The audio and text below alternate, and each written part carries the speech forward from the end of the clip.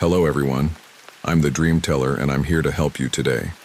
I know you use this video to fall asleep, so before that, like the video and subscribe to the channel. Also, where are you from and what time are you watching? Now get comfortable and relax. I'll never forget the first time I saw that silhouette by my neighbor's front door. It was around midnight, and I was tossing a bag of trash into my bin on the curb. I glanced to my left and saw a figure with the same posture and build as my neighbor. The porch light was off, but I recognized his height and the way his shoulders sloped. My heart gave a quick jolt because I didn't expect him to be home. He'd mentioned something about a trip earlier that day. I live in a quiet cul-de-sac. There's a short row of houses on one side and a row of houses on the other. Mine is the second from the corner, and my neighbor's place is directly across from mine. My job keeps me up late. I do some freelance work that involves irregular hours, so I'm often awake when most people are asleep. I've gotten used to the sounds of distant traffic and the hum of the streetlights, but I'm not used to seeing someone standing in the dark for long minutes, barely moving, near a mailbox. That's what made me notice him the first time.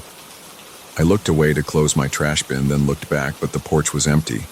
I assumed he went inside. No big deal, I thought. I went back into my house, switched on the TV, and tried to unwind before bed. I couldn't shake off the feeling that something was a little off. I told myself I was imagining it. Maybe the neighbor's schedule changed, and I just wasn't aware. But I remember I still felt a mild tremor in my hands when I poured myself a glass of water. I wasn't sure why I was anxious. It didn't make sense. A man standing on his own porch isn't usually strange. The next day, I woke up close to noon. I stepped outside to get my mail. I saw my neighbor pulling out of his driveway. He waved and I waved back. He seemed normal. He's always been the polite but distant type. We don't chat much beyond small talk. I was about to ask him if he was back from his trip, but he drove off before I could say anything. I let it go. I made coffee, checked my emails, and started my day. A week later, I spotted him again at night, standing in the exact same spot. It was around 11 p.m. I was at my window letting some fresh air in before I started another late work session. I saw his shape in front of the house. The streetlights illuminated him from behind, which gave me a clear outline. It looked just like my neighbor. He seemed to be smoking. I heard a faint crackle like someone flicking ash off a cigarette. I thought about calling out to him, but I was in my pajamas, and it felt weird yelling across the street. So I just watched him for a moment. He took a drag, or at least it seemed that way, and then he moved to open the mailbox. He flipped it open, paused, then closed it. He stepped back toward the door, disappeared into the dark corner near the porch light, and that was it. I didn't see him re-emerge. I assumed he went inside. A few days after that, I got a letter in my mailbox that wasn't mine. It had my neighbor's name on it. It wasn't the typical junk mail. I saw some official markings on the envelope. I decided I should return it. I walked across the street in the late afternoon. I pressed the doorbell. No answer. I waited a couple of minutes. I rang again. I heard no movement inside. I started to feel a slight tension in my stomach. Usually, if he's home, he comes to the door. So I slid the envelope under the door and left. That same night, while I was stepping out to grab a package from my porch, I glanced over to his house. Once again, I saw a figure. It was around 10 p.m. The figure's head was tilted the same way my neighbor's head tilts when he's reading something or looking at his phone. There wasn't any phone light, though, so it was just the angle of the head that got my attention. This time I walked to the edge of my driveway. I didn't cross the street, but I stood there looking directly at the figure. My skin felt cold. I noticed my breathing was short, like I jogged a short distance. I could hear my heartbeat thumping in my ears. I tried to steady my breathing. The figure turned slightly, as if it noticed me. It was too dark to see any face. I thought about calling out, but my throat felt tight. Then the figure stepped back into the darkness of the porch. 1 second it was there, the next it was gone. I stayed outside for another minute or two, listening. The only sounds were a distant bark from a neighbor's dog a couple of houses down and the soft buzz of a street lamp. I didn't hear any door open or close. I went back inside. I felt the hairs on the back of my neck standing up. I locked my door. I checked the windows to make sure they were shut. I don't usually spook easily, but I found myself double-checking every lock. I stayed up that night, scanning across the street a few times. I didn't see anything else. When I went to sleep, I had trouble getting comfortable. My sheets felt clammy. My pulse was still hammering. At some point, I managed to drift off. The next day, I saw my neighbor drive home around lunchtime. I decided to go over and ask if he got the letter I left for him. I also wanted to mention the times I thought I saw him at night. I walked over and greeted him as he was removing groceries from his trunk. I kept it casual at first, just talking about the weather and how it had been chilly at night. Then I asked if he'd been traveling. He looked at me, a bit puzzled, and said he had been gone for 4 days last week. He stayed out of town for some business and he only got back 2 days ago. That timeline matched at least one of the nights I'd definitely seen the silhouette. I told him I'd tried returning his mail and rang his bell, but nobody answered. He said he'd been away, so that made sense. I felt a creeping sensation in my spine. It wasn't just a slight overlap of confusion. I'd clearly seen someone on his porch during the period he said he was gone. My neighbor seemed genuine. His voice was calm. He even thanked me for dropping off the envelope. I asked if anyone had access to his house while he was away. He said no, that he lives alone, and nobody else has his keys. He didn't look worried, but he did seem curious why I was asking. I decided to keep it simple and said I thought I'd seen him outside once or twice. He shrugged and joked that I might have been mixing him up with the guy who lives one street over, who has a similar build. But there's no mixing them up. I know what my neighbor looks like. I know how he stands and the way he angles his head. The figure I saw was exactly the same shape, same posture, same tilt. It wasn't a random stranger or someone of a similar height. It matched him exactly. I tried to stay calm about it, but inside I felt uneasy. That evening I tried to focus on work. I kept looking out the window. I was jumpy. Every time a car's headlights swept across the front of his house, I felt my muscles tighten. It got so intense that I decided to step out onto my porch around midnight to see if anything was going on outside. The street was quiet. I stared at my neighbor's porch for a few minutes. Nothing happened. Then I heard a soft scraping sound, like someone's foot dragging on the concrete. I turned my head sharply. It seemed to come from behind my neighbor's house, near the fence. I didn't see anyone. My heart was pounding. I wiped some sweat off my forehead. The air felt cold on my skin, but I still felt a film of sweat forming under my shirt. I thought about calling the police, but I didn't have a clear reason. I hadn't seen any crime. I'd just seen a person who looked like my neighbor, but maybe it was some intruder messing around. I didn't want to risk looking paranoid or calling them for no solid reason. So I went back inside, locked the door, and tried to calm down. Over the next few days, I didn't see the silhouette. I started to think I'd overreacted. Then one night, around 2 a.m., I heard a mailbox squeak. I recognized the sound because mailboxes in our neighborhood have those metal doors that get rusty over time. I glanced out my bedroom window. The street was dim, but the lamppost gave enough light for me to see a figure standing at my neighbor's mailbox. My heart kicked up again. I got out of bed and pressed my face to the window, trying not to make any noise. The figure was opening the box and closing it repeatedly, almost like it was stuck in a loop. I couldn't figure out what it was doing. After a moment, it stopped and stood still. I felt my skin prickling with goosebumps. My stomach felt hollow. I decided to grab my phone and step outside, but I wanted to be cautious. I put on some shoes, slipped out my front door, and crept to the edge of my driveway. The figure was still there. It had the same outline as my neighbor. My hands were shaking. My phone was in my right hand, and I considered taking a video. Instead, I tried turning on the phone's flashlight.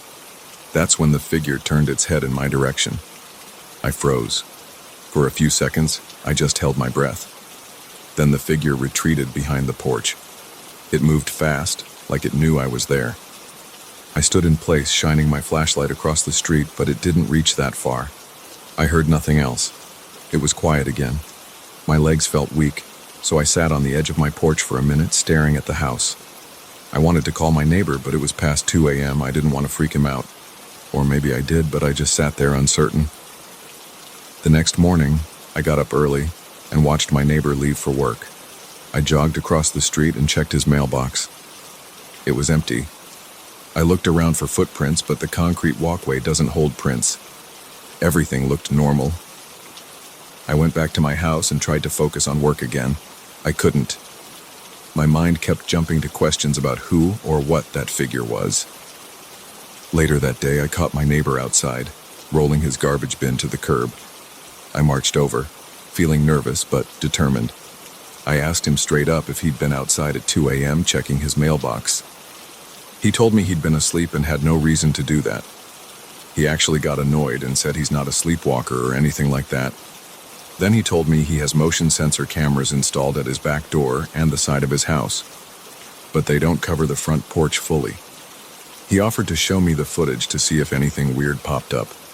I accepted. Inside his house, which I'd never actually been in before, everything looked tidy. He led me to a small office area where he had a monitor. We checked the times I mentioned. The camera showed nothing unusual in the back. He scrolled through the side camera footage. It just showed darkness with no movement. There was no sign of anyone creeping around. He looked at me and asked if I was sure I saw someone. I told him I was certain. He shrugged and said maybe it was an illusion or someone cutting through the yard. He seemed more confused than anything else. I tried to read his expression, but he seemed genuine about not knowing what was happening. I apologized if I came across as a busybody, and he said it was fine. He said if I saw anything else suspicious, I should give him a call or maybe call the police. I left his place feeling unsettled. My palms were clammy, and my throat felt tight. I was convinced something wasn't right. That night, I sat in my living room with the lights off, looking out the window. I wanted to see if that figure returned. Around 1 a.m. I caught movement from the corner of my eye. I stood up and walked quietly to the window. I saw the silhouette again. It was standing at the same place in front of my neighbor's door, leaning over the mailbox. My heart started beating so hard that I felt it in my chest. My fingers felt numb. I reached for my phone. I dialed my neighbor's number. It rang. The silhouette turned its head slightly. My neighbor answered, sounding half asleep. I whispered, "Go check your porch right now, I see someone."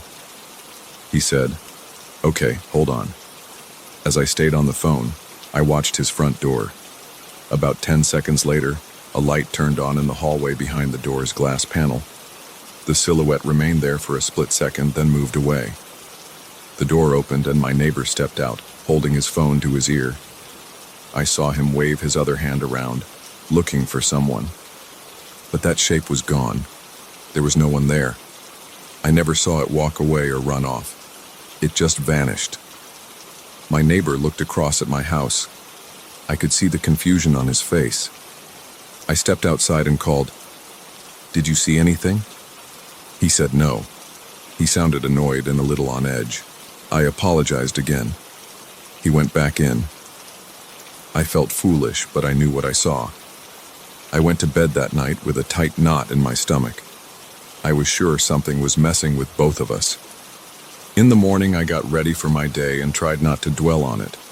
I kept telling myself I wasn't crazy, but it was difficult.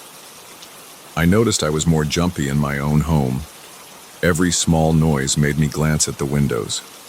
Over the following week, I checked the porch every night. For a while, nothing happened. Then on the 6th night, around midnight, I looked out and saw the silhouette again. It was the same height and had the same stance. This time, I decided to do something different. I opened my front door and shouted, "Hey!" as loud as I could. I saw the shape jerk upright like it was startled. Then it vanished into the darkness near the side of the porch. I was shaking with adrenaline. My mouth felt dry. I considered running across the street to chase after it, but I worried about what I'd do if I actually encountered someone. Instead, I just stood there, scanning the darkness. After a few moments, I didn't see or hear anything. I backed up into my house and locked the door again. I didn't call my neighbor this time because I didn't want another awkward conversation. The next day I checked with him.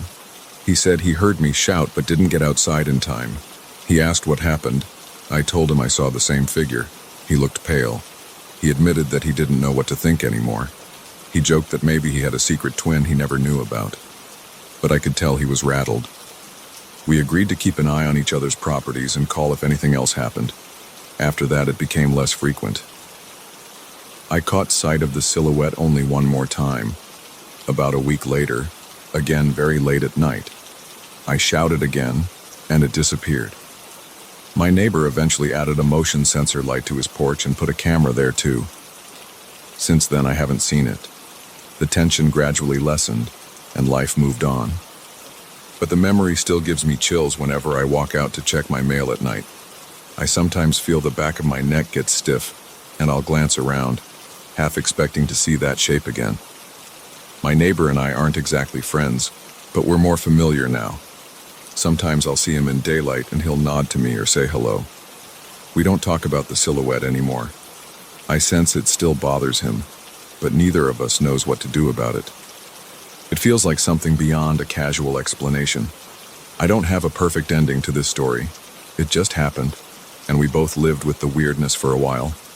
Now I sleep better, but sometimes late at night I'll wake up and check the window.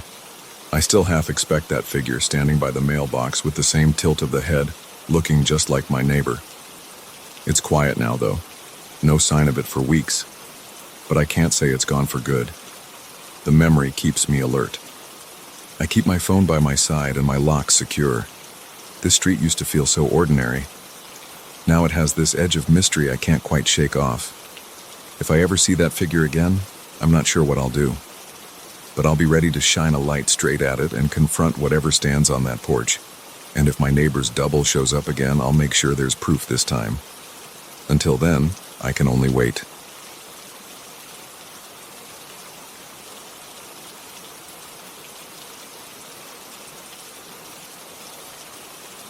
I never expected my father's voice to show up again. The day it first happened, I was sitting in my living room around 2 a.m. I was exhausted from a long shift, and I wanted a few minutes of peace. I put on my noise-canceling headphones, closed my eyes, and tried to relax. That's when I heard it. Soft, hushed, almost like a breeze across the room. A quiet whisper that said my name. I froze. My eyes snapped open, and I stopped breathing for a moment. The sound was inside the headphones, but it wasn't music or static. It was a voice. I lifted one side of the headphones off my ear, and everything went silent. No whisper. Nothing. The minute I placed the ear cup back, I heard it again. It felt impossible, but it was there. It said my name in a familiar tone, almost like the voice I remembered from my father when I was younger.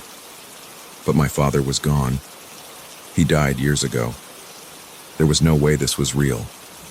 I ripped the headphones off my head and tossed them on the couch.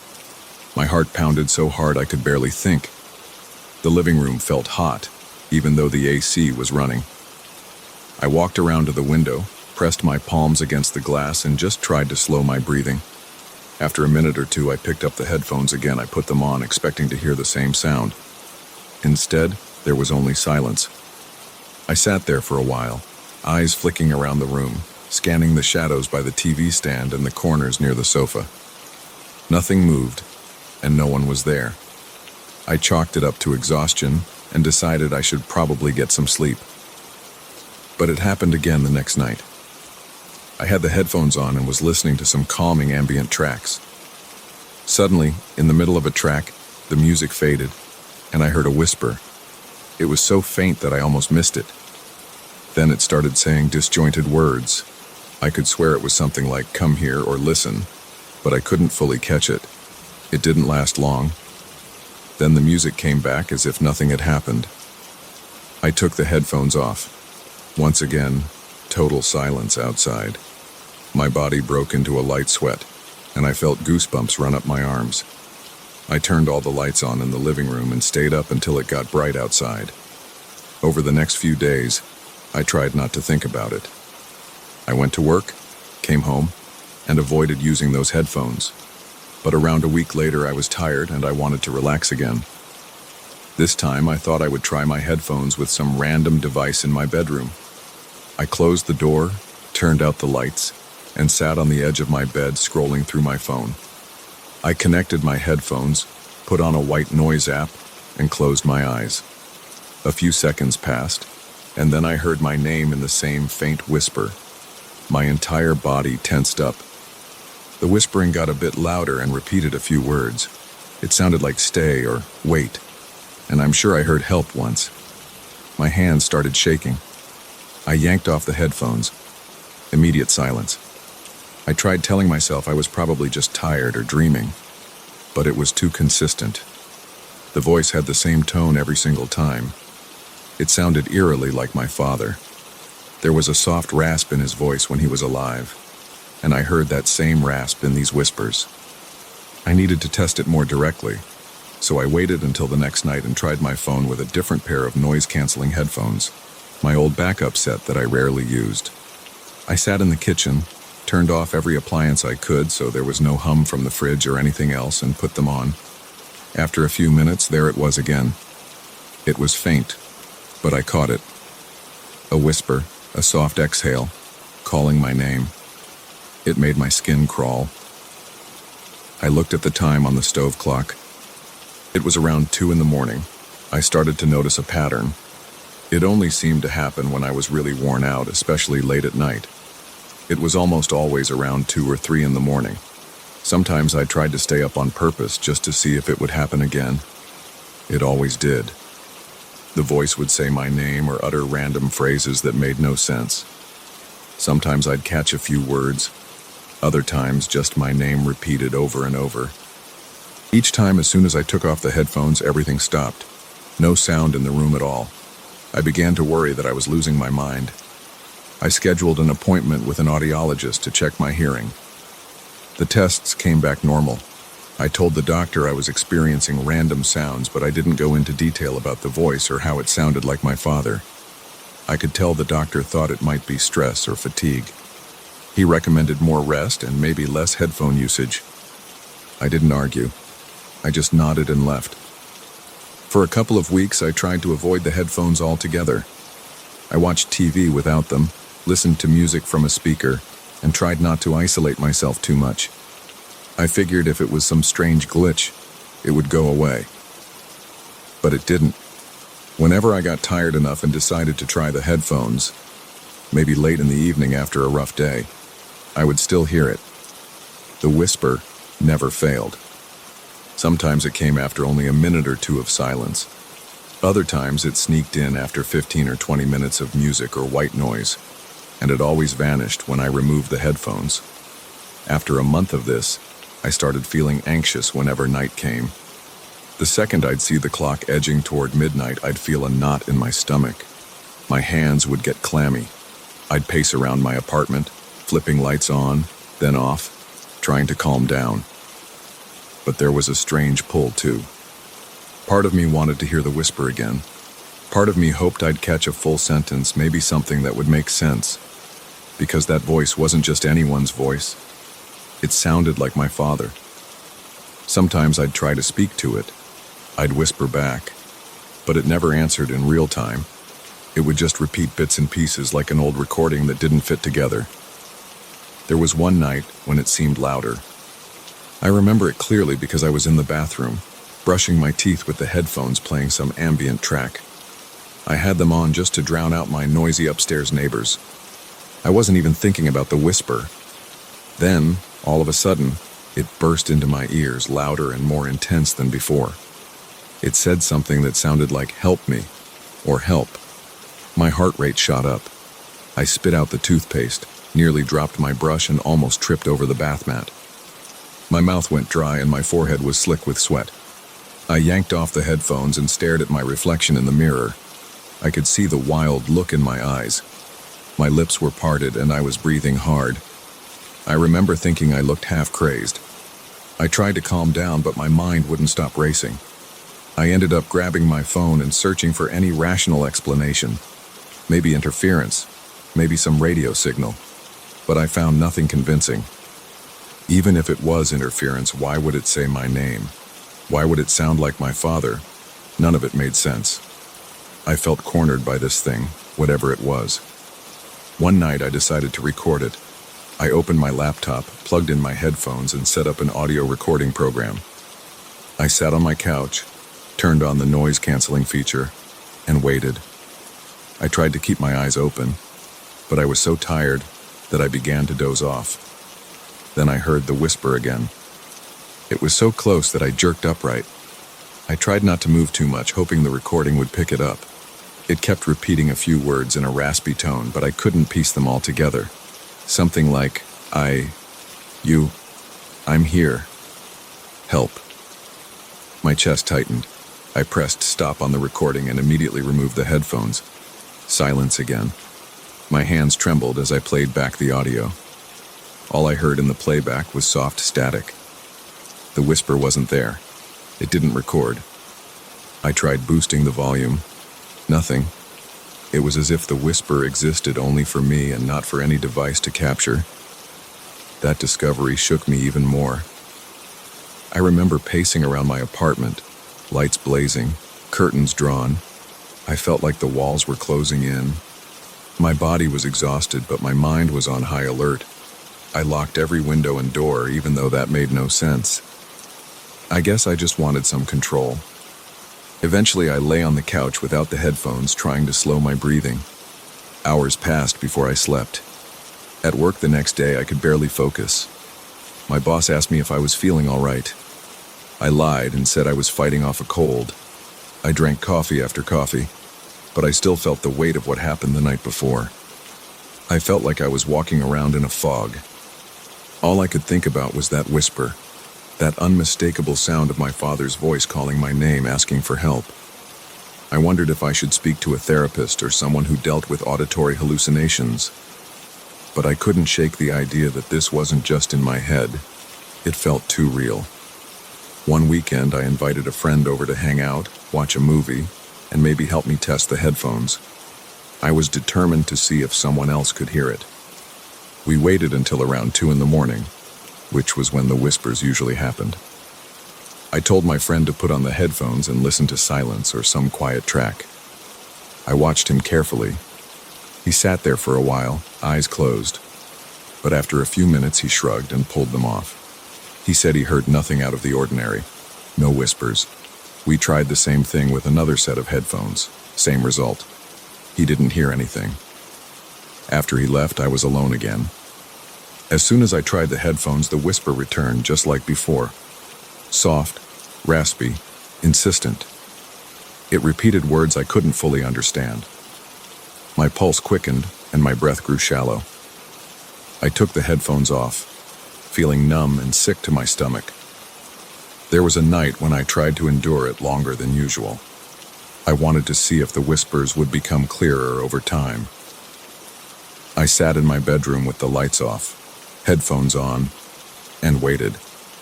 I watched the clock on my nightstand flip from 1:59 to 2 a.m. Then it happened. At first, just a light hiss, then the whisper, my name. A few words I couldn't catch. My eyes began to water. My chest felt tight, but I forced myself to keep the headphones on. The voice paused, then repeated something like, help, or hear me. Then I felt a strange sensation on the back of my neck. It was like a slight chill, as if someone was standing right behind me, breathing down my neck. I whipped off the headphones and jumped to my feet, scanning the room. No one was there. My clothes clung to my back with sweat. I realized my legs were shaking.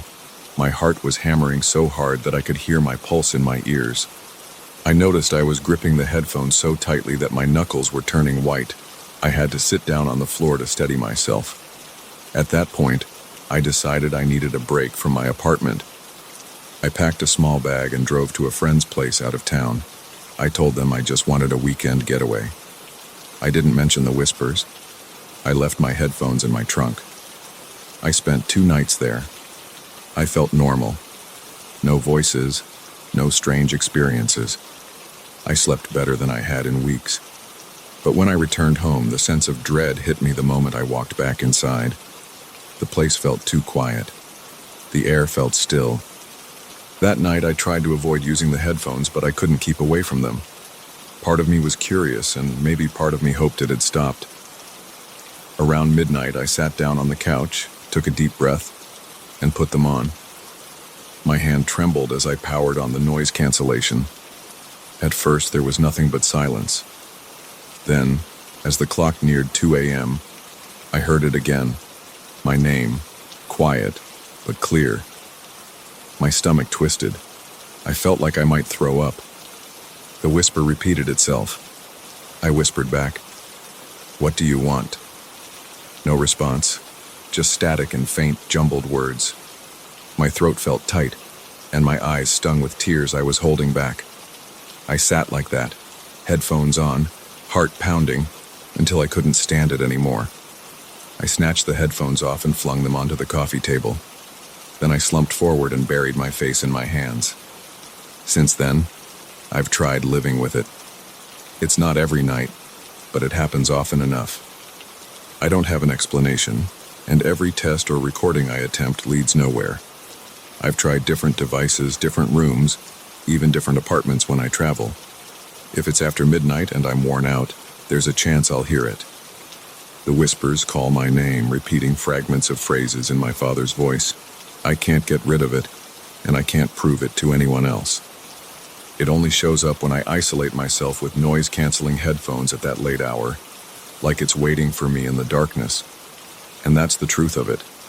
I'm sitting here, telling you this, because I need someone to know it's real to me. I don't have fancy words to describe how it feels, and I don't have a big conclusion. All I know is when I put on those headphones in the middle of the night, I hear my father's voice whispering my name. And no matter what I do, I can't shut it off.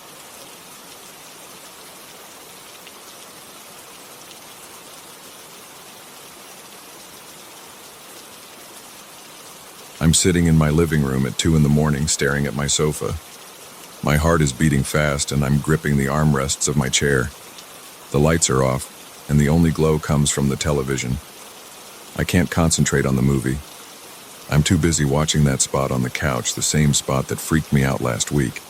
I keep glancing at it, expecting some sign of movement. Tonight, I decided I wouldn't leave the room until I finished my drink and snacks, but I already need a refill. I'm thirsty, and my throat feels dry. That spot on the sofa makes me uneasy. I guess I should explain how this started. About a week ago, I was staying up late flipping through channels. I do this a lot. I like the quiet at night.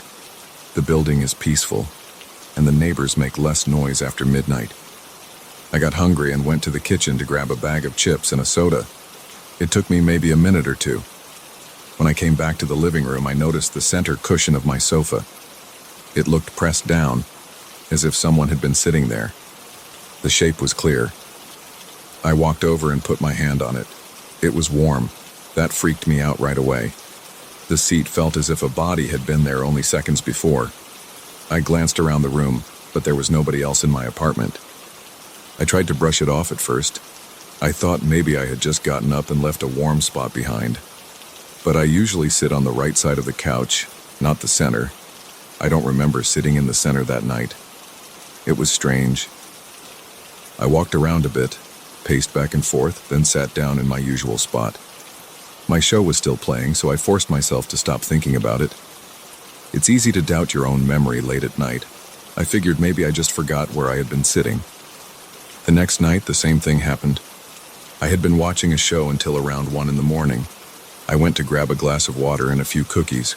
When I returned, the cushion in the center of the sofa was lower again, as if someone had plopped down there while I was gone. I stared at the sofa for a good few seconds. I didn't go near it at first. I just stood there. The living room felt too quiet. The hum of the refrigerator in the kitchen sounded louder. I heard a faint noise from the hallway, maybe a neighbor closing a door. Everything else was still. I forced myself to walk over to the sofa and touch the seat. It was warm again. My arm hair stood on end. The warmth felt recent. I pressed down and felt the fabric. It felt like a dent that was shaped for a human body. It wasn't a random crease. My throat felt tight, and I started to sweat. I checked every corner of the apartment. I even opened the closet and looked behind the curtains. Nothing. On the third night, I decided to test this. I watched some late-night talk show. I put the remote on the coffee table, got up, and walked slowly out of the room. I left the door ajar and positioned myself so I could see the couch through the gap. I had a partial view. The door was open just enough for me to see the center cushion. I held my breath, waiting. My heart was pounding. I heard the TV in the background. I heard my own breathing. Then, I saw it. The cushion sank a bit, like someone lowered themselves onto the sofa. It wasn't a big, dramatic drop. It was a slow dip, about the same depth as a person's weight. My chest got tight, and I felt like I forgot how to breathe for a moment. I squinted, trying to see if there was anything in the air or a shadow, but there was nothing. It was just the cushion moving. After a few seconds, it stopped. The spot stayed sunken. I didn't know what to do. I just kept watching, my hand on the door, my fingers stiff. Then I swallowed hard and decided to walk back in. My steps were slow. My legs felt shaky. I pushed the door fully open. The couch looked normal except for that dip. My breathing got heavier as I inched closer. I touched the cushion. Warm again. My fingers tensed up. The fabric felt soft but hot, like someone's body had been there for a while. I couldn't think of any explanation that made sense. It scared me. It also felt embarrassing somehow, like I was losing my mind. I ended up grabbing my things and going to bed.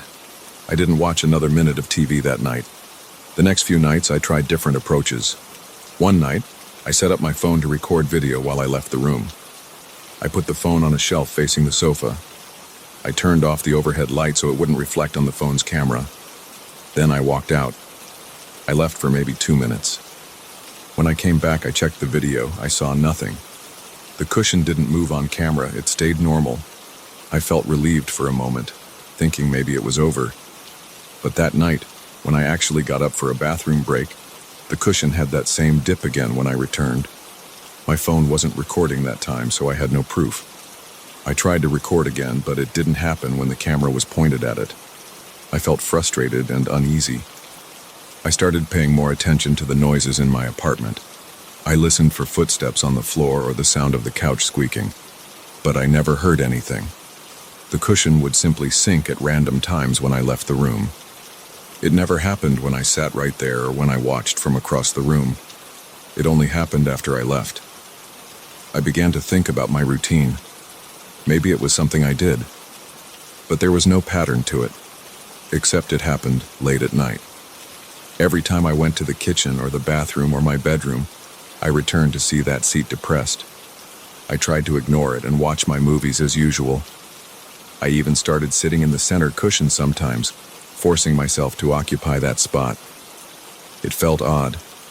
The cushion had the same shape and firmness as always. I didn't feel anything strange when I sat on it. But after I got up and came back, it would still appear pressed down as if occupied. That's when my anxiety got worse.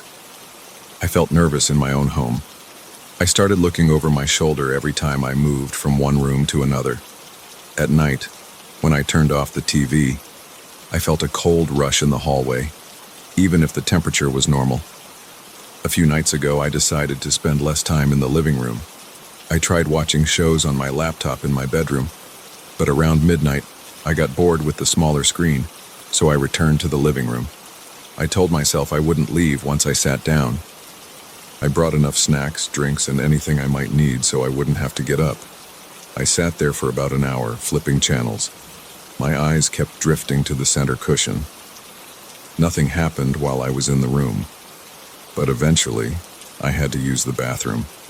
I tried to hold it, but I couldn't. I got up, walked out for maybe 2 minutes, and came back.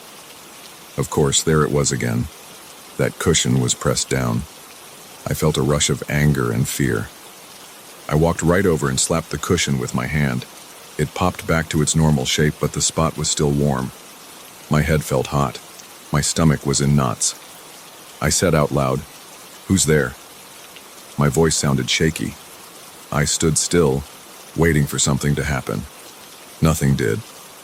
I walked around the coffee table, checked the windows, and turned on every light in the living room. I didn't see anything. Eventually, I turned the lights back off, sat in my recliner, and tried to focus on the TV. I couldn't.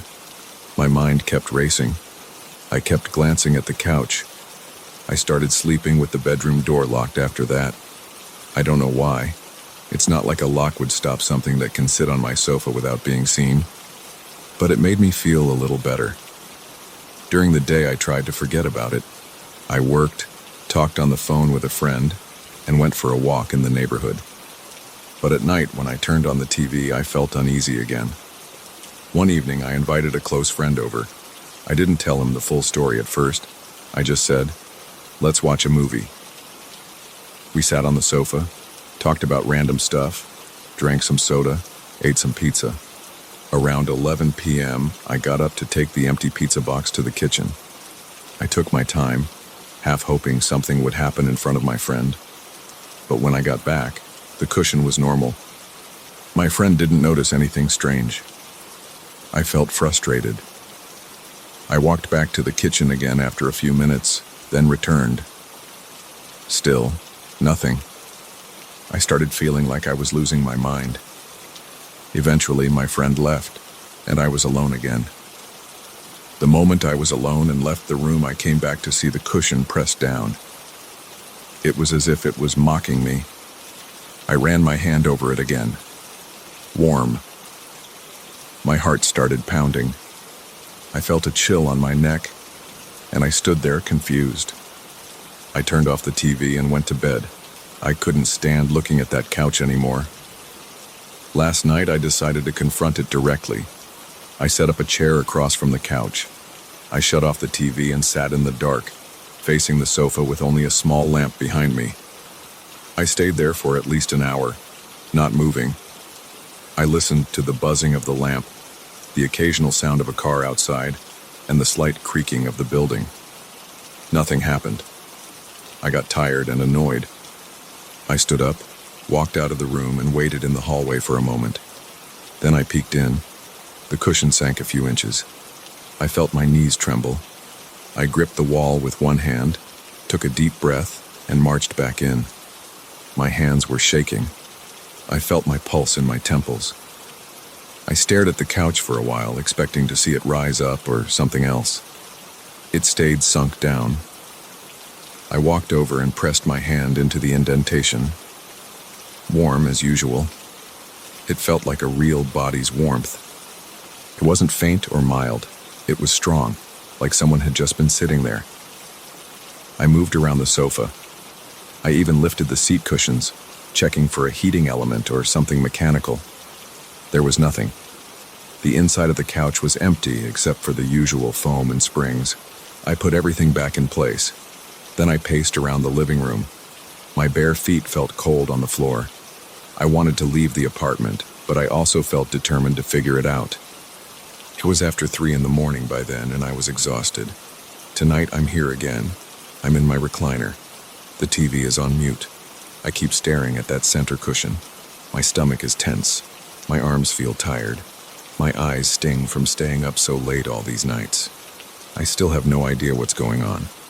The sofa looks normal if I stay in the room. It only changes when I leave. I'm not sure if I should get up and check or stay put.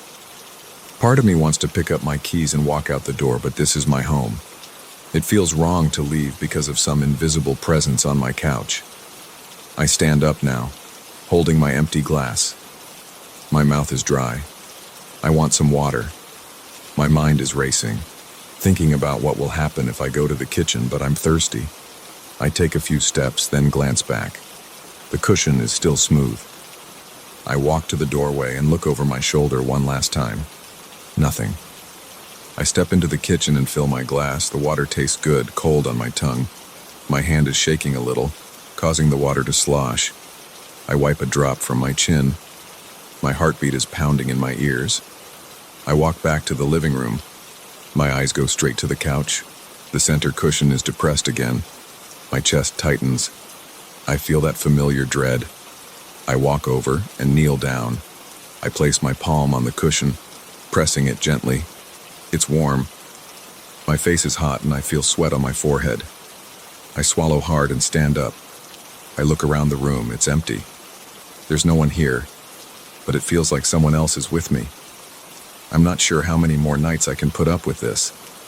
I keep imagining that someone is watching me from the sofa, even though the cushion is empty. I feel tired, but I can't bring myself to turn off the lights.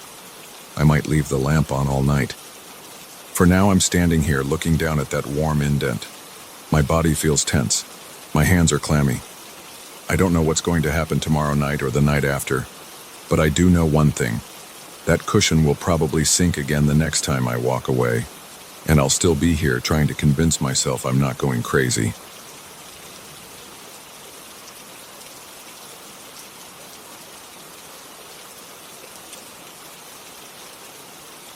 I still remember the day I walked into that house for the first time. I felt drained from my recent separation, and I wanted a cheap place to restart my life. The house looked plain from the outside. The walls needed fresh paint, and the lawn had patches of dead grass. Still, I felt this strange pull. It seemed like a straightforward arrangement, and I needed something fast. The owner, a woman in her late 60s, met me inside. She spoke in a low voice and acted jumpy. She pointed out the living room, a small bedroom, a cramped kitchen, and a single bathroom. The floors creaked with every step, and the light switch covers looked old. Yet I wasn't bothered by these things. I wanted someplace quiet. I barely listened as she mumbled about the house's quirks. At the end of the hallway, I noticed a small door in the ceiling. It had a simple latch. The owner saw me looking and gave a quick shrug. "That's the attic," she said. She mentioned it in a flat tone, then moved on. I asked if I could see it, but she shook her head. "It's old," she said, sounding uneasy. "Don't worry about it. There's nothing up there." I felt a knot in my stomach, but I didn't push. I figured it was just storage space. I signed the paperwork, then loaded my stuff into the house. The next few days passed without major trouble. I set up my bed, put my clothes in the closet, and arranged my TV in the living room. The plumbing worked fine. The electricity flickered once or twice, but it never cut out. The first week I slept okay, but every night I noticed faint sounds above my head. It started as soft thumps. I brushed it off as the house settling or maybe a raccoon on the roof, but after a few days the noises became distinct. I heard slow steps. Something moved across the attic floor. It paced, then stopped. Then I heard a scratch, like nails on wood. My throat went dry. I tried to ignore it. I pulled the blanket over my head and listened to my own breathing. The steps came back every night around the same time. One evening, I lost my patience. I grabbed a flashlight from a kitchen drawer and checked the attic door in the hallway. It was locked. I felt around the edges, but there was no knob, only a latch mechanism. I looked at the sides of the frame for a place to stick something thin, but I couldn't force it open. I felt my heart pounding. Something was in there, and I didn't like not knowing what it was. I tried calling the owner to ask for a key. She picked up but brushed me off. She sounded rushed and told me to leave the attic alone. I asked if there were rodents or something up there. She insisted it was empty. Then she ended the call without saying goodbye. That night, I made a plan to sleep with my shoes on in case I had to jump up and investigate. I lay in bed, eyes open, waiting. Around 2 in the morning, I heard the footsteps again. They moved closer to the part of the attic right above my bedroom. Then they stopped. The scratching started, steady and soft. I sat up, feeling sweat on my forehead. My pulse felt heavy in my neck. I moved to the hallway, but I stood there unsure of what to do. I stared at the attic door. It stayed quiet for a moment. Then I heard a shift, like something pressing down on a loose board. The next day I searched the kitchen and living room for anything that could fit the latch on that attic door. I found a small ring of old keys in one of the drawers next to the stove. Most looked rusty or bent. One was longer and less corroded. I tried it on the latch. It clicked. I opened the attic door, lowering the narrow wooden steps. A musty smell hit my nose right away. I climbed up. I had a flashlight in one hand and a hammer in the other. The air felt stale, and dust floated in the flashlight beam. The space was small, with pitched ceilings that forced me to hunch. Cardboard boxes sat piled on top of each other. Some had old labels that had faded, others had no markings. I moved slowly, trying not to cough from the dust.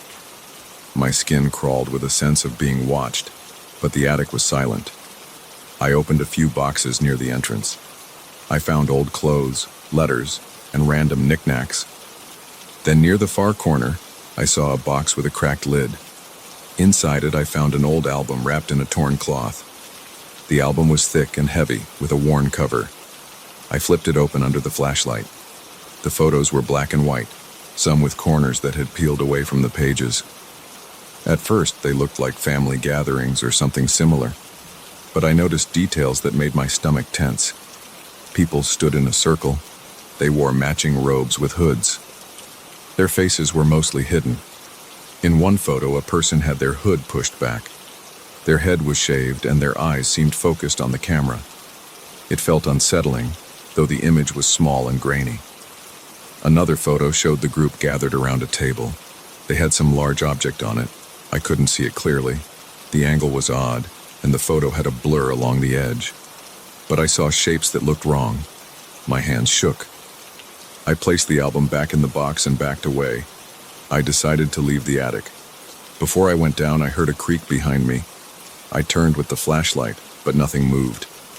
My breath caught in my throat. I felt as if something was in the darkness, just beyond the flashlight beam. I climbed down the steps and closed the attic door, locking it with the key. My pulse wouldn't slow. I had no idea what that album meant, or who those people in the photos were. That night, I couldn't get comfortable. I kept tossing and turning. I shut off the lights and lay there, staring at the dark. The footsteps started sooner than usual, around midnight. They were heavier than before. Then I heard a low sound, almost like a whisper. I couldn't understand the words, but it felt directed at me. The hair on my arms stood up. My mouth went dry. I tried to tell myself it was the wind or some trick of the old house. But it didn't stop. The whispers turned into what sounded like chanting. It rose and fell in short bursts like repeated phrases in a strange language. I forced myself to go into the hallway again.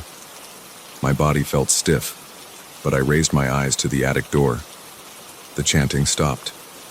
Then I heard it again, but softer, almost gentle. I thought I heard my own name. It wasn't loud or clear. It sounded muffled, like someone speaking through a wall. My stomach turned and I stepped back. I locked my bedroom door and tried to drown out the noise by turning on the TV. The chanting lasted on and off until dawn. The next morning, I felt lightheaded. I had dark circles under my eyes. My hands shook as I made coffee. I walked around the house, checking every corner, every closet. Nothing seemed out of place. Then, in the living room, I saw a side table had shifted about 6 inches from the wall. The coasters that I kept on top lay scattered on the floor. I bent down to pick them up and noticed dusty handprints on the side of the table. They were small but defined. They led away from the table to the center of the floor and vanished. The sight made my legs tense. I looked around, half expecting to see someone. The windows were locked. The door was locked. There was no sign of forced entry. My heart hammered in my chest. I felt the need to go back into the attic. I thought maybe I had left the album out or disturbed something. When I unlocked the attic door, a chill swept over me. It wasn't from the weather. The air up there felt colder than before. I climbed the steps with my flashlight. The boxes looked the same, but the box with the album was now open on the floor. The cloth had been pulled off and the album lay open to a page I hadn't seen yet. The photo on that page showed a single figure standing in the middle of a circle of robed people. The figure pointed a finger at the camera. The shape of the hand looked contorted, the fingers long. The black and white contrast made everything more severe. I kneeled, leaning in to see if I recognized anything in the background. My flashlight flickered, and I felt a soft breeze in the attic. Then I heard that whisper again close to my ear, my name drawn out in a raspy voice. I turned my head fast. No one was there. My flashlight steadied. I snatched the album, wrapped it, and shoved it back in the box. I felt goosebumps on my arms. My throat felt tight. I hurried down the steps, locked the attic, and jammed the key into my pocket. I paced around my living room, trying to think. I wanted to leave, but I had no plan. I didn't have the money to break the lease and move again. I also felt a strange urge to understand what was happening. I hated that feeling, but it dug into my head, making me wonder what those photos meant and why my name was being whispered. I decided to stay awake that night and see if I could catch whatever was making the sounds. I turned off every light except the small lamp near the couch. I sat there, armed with a baseball bat, staring at the hallway. Around midnight, the temperature in the room dropped. I felt cold air rush across my face. My eyes watered from the chill. Then I heard the attic door creak. Not opening, just making a faint noise. The chanting started again, but it sounded deeper. It came in bursts like a steady rhythm. I stood up, gripping the bat. My palms felt sweaty. My heart pounded so hard that I heard it in my ears. I walked toward the hallway, flicking on the overhead light. The chanting didn't stop. It sounded as if it was right behind the door. Then I heard my name again, clearer this time. Someone whispered it slowly. My skin felt clammy. I shouted, "Who's there?" My voice cracked. The chanting paused, then resumed at a faster pace. I took another step, raising the bat. I didn't want to open the attic door, but something pushed me to confront it. I fumbled the key out of my pocket and slid it into the latch. My hand shook. I turned the key, and the latch released. I pulled down the wooden steps. The chanting cut off the instant the steps touched the floor. The attic was pitch black. My flashlight was back in the living room, but I didn't want to waste time. I climbed up with the hallway light behind me. My eyes adjusted a little. I could see the dusty boxes in the dim glow. I heard a scraping sound in the far corner. My mouth tasted bitter from fear. I raised the bat, scanning the space. Something rustled behind a stack of boxes, then went silent. My breath came in shallow bursts. I crouched to peer around the boxes. Nothing. I started to back away, but then I felt something brush my shoulder. My entire body tensed. I swung the bat blindly, hitting nothing. I lost my balance and stumbled, scraping my palm on the wooden floor. I looked behind me, panting. Empty air. The dust settled around me, illuminated by the faint light from the hallway. I forced myself to speak again, my voice shaking. "What do you want?" My words echoed. I heard a faint whisper. It was my name, repeated twice. Then came a single word that I couldn't understand, but it sounded old. It had a harsh tone, like a command. I backed toward the ladder. My eyes stung from sweat dripping down my forehead. I climbed down and closed the attic door. My chest felt tight. I locked it and went back to the living room. I stayed up the rest of the night, the bat by my side, staring at that hallway. I couldn't calm down. Every little sound in the house set my nerves on edge. The refrigerator humming, the old pipes creaking, my own heartbeat echoing in my ears. By early morning, I felt desperate. I thought about calling the owner again, but I doubted she would help. I also considered calling the police, but what would I say? That I heard chanting and found weird photos. They'd probably tell me to hire an exterminator or stop imagining things. I decided to handle it on my own. Maybe I could remove everything in the attic and toss it. I hoped that by getting rid of whatever was stored up there, the presence would lose its hold. I gathered heavy-duty trash bags and went back up once the sun was fully out. I felt less afraid in daylight. The attic smelled stale, but the tension was weaker. I rummaged through the boxes, tossing out old clothes, random papers, and broken knickknacks. I finally reached the album, I held it in my hands, noticing that my fingers were trembling. I wrapped it in a plastic bag and sealed it tight. Then I put it in another bag. I felt my pulse slow down as I did it, like I was containing something. I spent an hour clearing the rest of the attic. I found no more hidden photos or robed figures. I didn't hear any whispers. I hauled the bags outside and threw them into the trunk of my car. I drove to a nearby dumpster and tossed everything. I tried not to think about what I might be discarding. I just wanted it gone. That night, I came home and waited. Midnight passed quietly. I heard no footsteps. No scratching. The house felt still. I slept for a few hours but woke up around 3 in the morning. The hallway was dark. I listened intently. Nothing. I exhaled, relieved. But around 4 in the morning I heard a single whisper from the attic. It called my name once. I jumped out of bed, flipped on all the lights, and stood in the hallway. The attic door looked the same as I'd left it, but I heard this small shift of wood from above. I unlocked the door and pulled the steps down quickly. The attic was empty. No boxes, no album. The corners were dark. My flashlight caught only dust and old beams. I stood there for a few minutes, waiting for something. Nothing happened.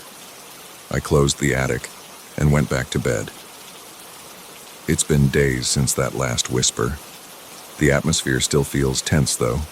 Sometimes I wake up sweaty, sure I heard a scrape or a hushed voice. But I don't see anything. I check the living room and the table. Nothing is out of place. No new handprints. The house remains silent during the day. At night, I hear small creaks, but it might just be the old wood. I'm still uneasy about the things I saw in that album. I can't forget those robed figures and the odd gatherings. I think there was something trapped here, something ancient. It wanted me to find that album, to open that attic. I can't explain why. Maybe I set it free by taking those things out. I don't feel a sense of safety, but at least the constant chanting stopped. I keep the attic door locked. I plan to move out when my lease ends. For now, I live with this lingering tension. I check the hallway lights at night. I sleep with the flashlight next to my bed. I avoid thinking too hard about the voices I heard or the pressure I felt on my shoulder. I just try to go about my day. Still, I feel watched sometimes, like I'm not alone in this house. I told the owner that I cleared the attic for her. She didn't say much, she just thanked me and hung up. I can't tell if she expected me to remove that old clutter or if she's annoyed that I saw it. Either way, I don't plan on sharing details. I don't want any more involvement with whatever happened here before I moved in. Now I'm sitting here, finishing this account while the sun sets outside. The house is quiet except for the normal hum of the refrigerator and the occasional pop of the cooling ducts. I'm aware that I might hear the whisper again tonight. If I do, I'm not going back up there. I've done enough. I'll stay in bed, keep the lights on, and wait for morning. I'm hoping that whatever force was there has lost its hold. My gut tells me that it's still around, but weaker. I think it's testing me, seeing if I'll break or investigate further. I have no interest in that. My only focus now is getting through each day until I can afford to move somewhere else. In the meantime, I keep a small hope that my nights will stay quiet and my name will remain unspoken in the dark.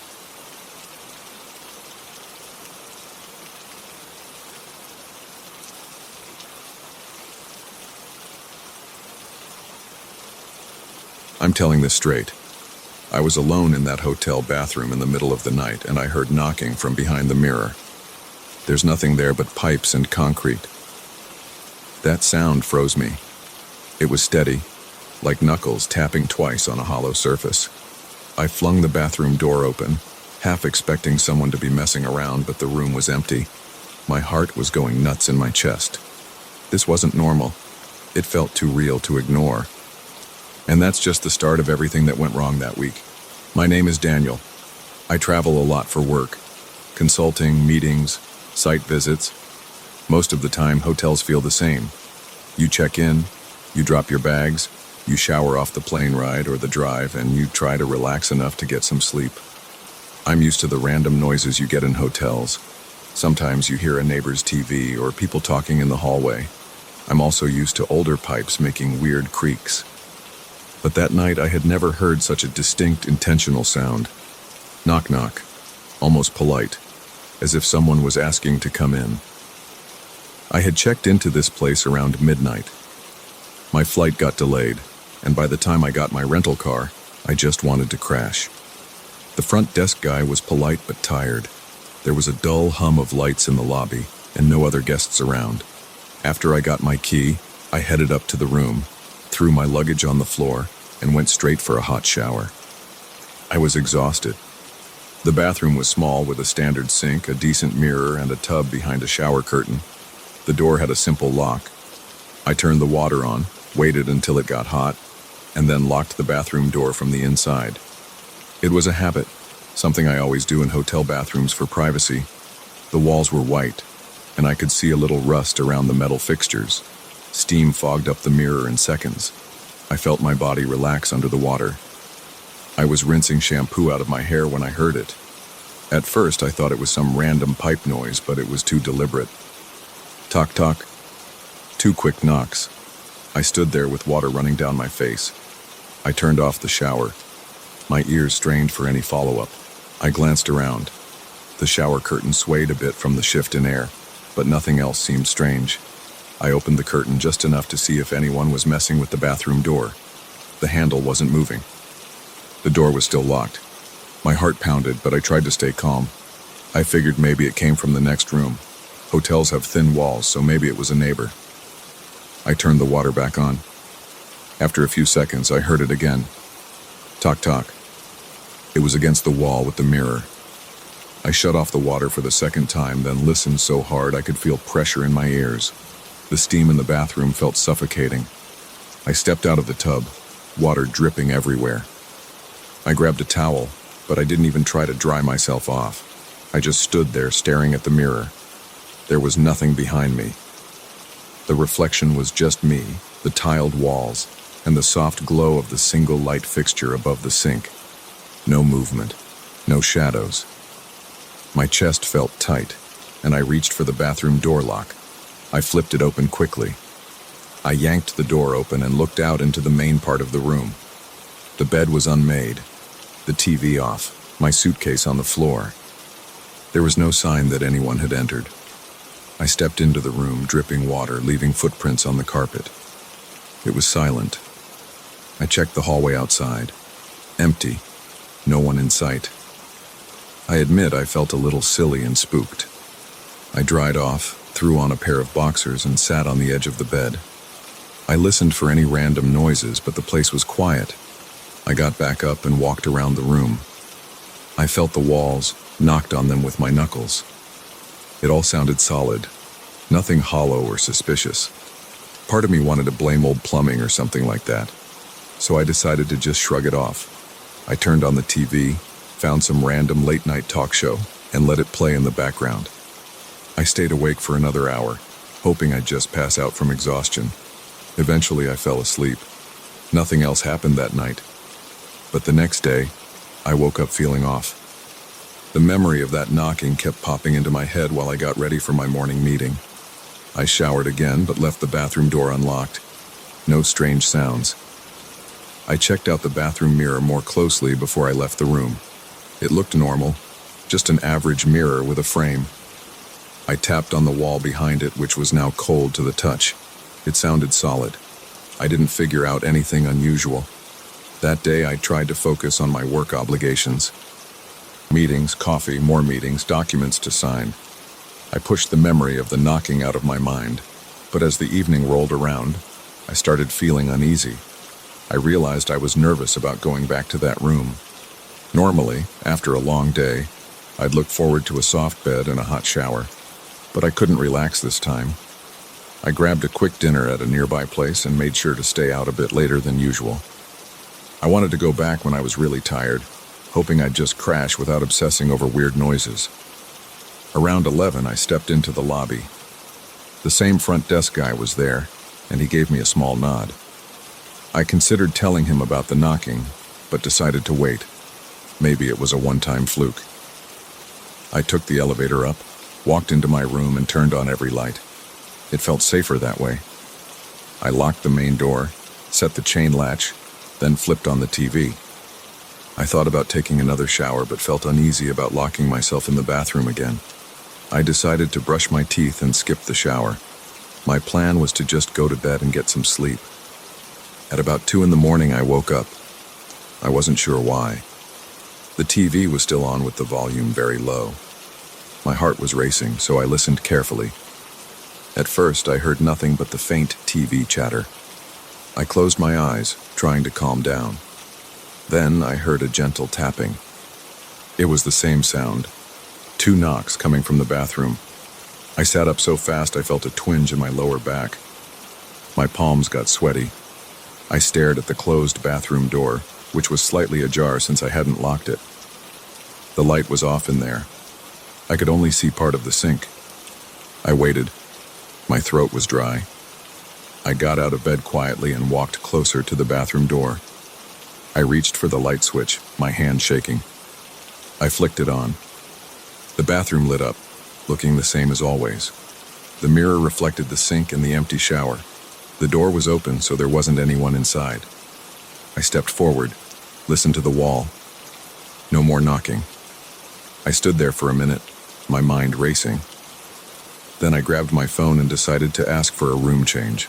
I wasn't going to spend another night hearing weird knocks at 2 a.m. I called the front desk. A groggy voice answered. I explained that I was hearing sounds behind the bathroom wall and was feeling uncomfortable. The clerk told me the hotel was almost full, but he could arrange something. I said I didn't care if it was a smaller room or if I had to pay extra. I just wanted out of that room. He told me to come downstairs, so I put on jeans and a t-shirt, gathered my stuff as fast as I could, and went down. I spoke with the front desk guy. He looked like he wanted to ask me questions, but he just nodded and mumbled that he would switch me to another room. He said something like, "We get occasional noise complaints. Could be the plumbing. I don't know." I didn't push it. I was relieved just to get another room. The second room was on a different floor. It looked more or less the same. 1 queen bed, a small desk, an identical bathroom layout. I was too worn out to care.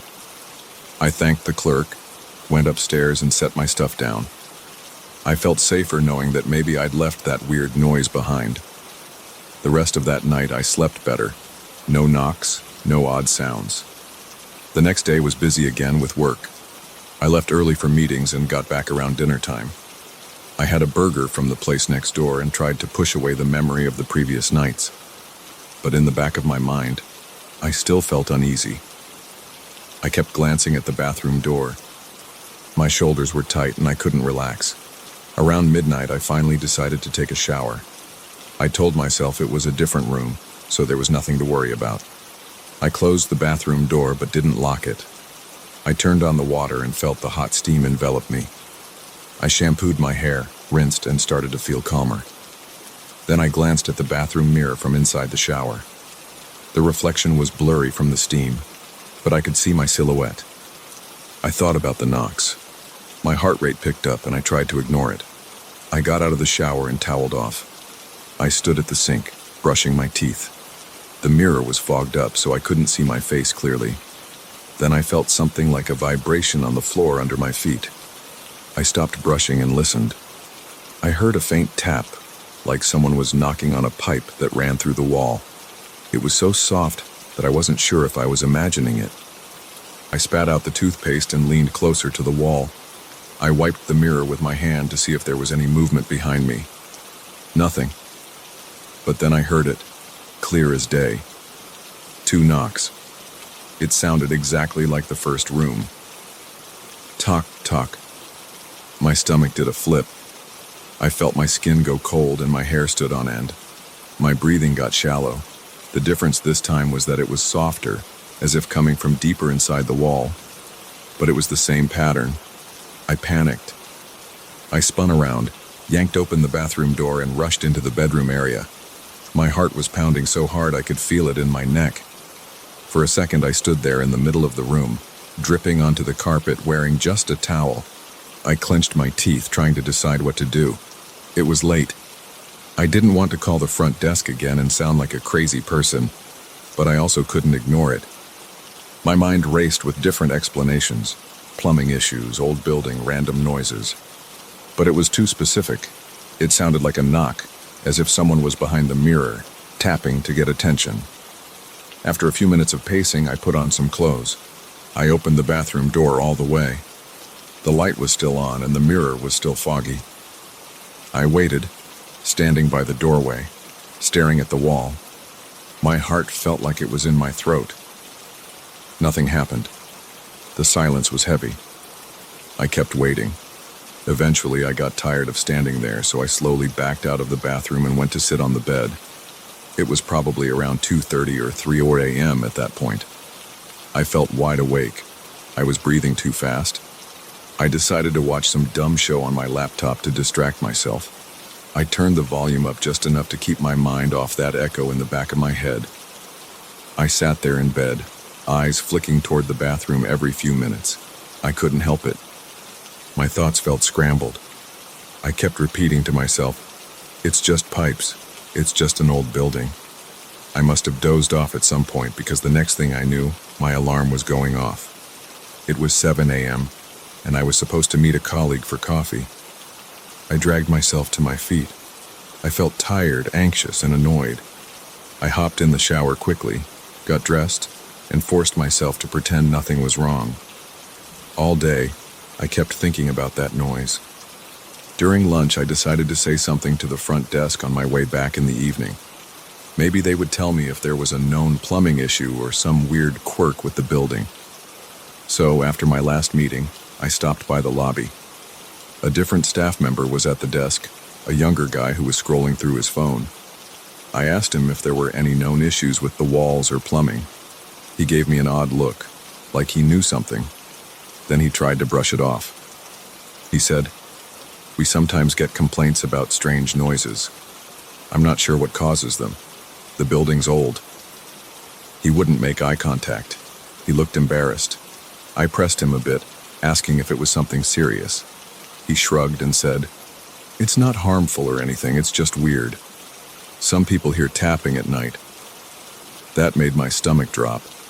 He was basically confirming everything that happened to me. I thanked him and went upstairs, feeling creeped out. I spent that final night in the same second room.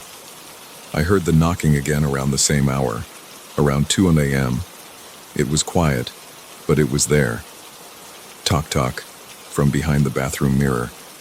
I didn't even get up this time. I just lay in bed, clutching the sheets. My heart was hammering and I felt sweat beading on my forehead. I stared at the bathroom door, and I could feel my throat tighten. I kept expecting to hear footsteps or see the knob turn, but it never happened. Just the same rhythmic taps repeating every few minutes. I can't explain it. I don't know if it was a pipe issue, a structural problem, or something else. All I know is that it didn't feel random. It sounded too deliberate, too intentional. The rest of that night, I barely slept. I bolted out of the hotel first thing in the morning, checked out, and drove to the airport. I didn't say anything more to the staff. I just wanted to leave. Even now, whenever I think about that trip, I feel tense. I remember the sound of those knocks, how precise they were, and how they happened in 2 different rooms at the same time of night. Other people have heard them too, so I know it wasn't in my head. I still travel for work, but I haven't gone back to that hotel. I don't plan to. If anyone ever asks for hotel recommendations in that city, I just shake my head and tell them to look somewhere else. I'm done with those walls, and I'm done with whatever is hidden behind the mirror.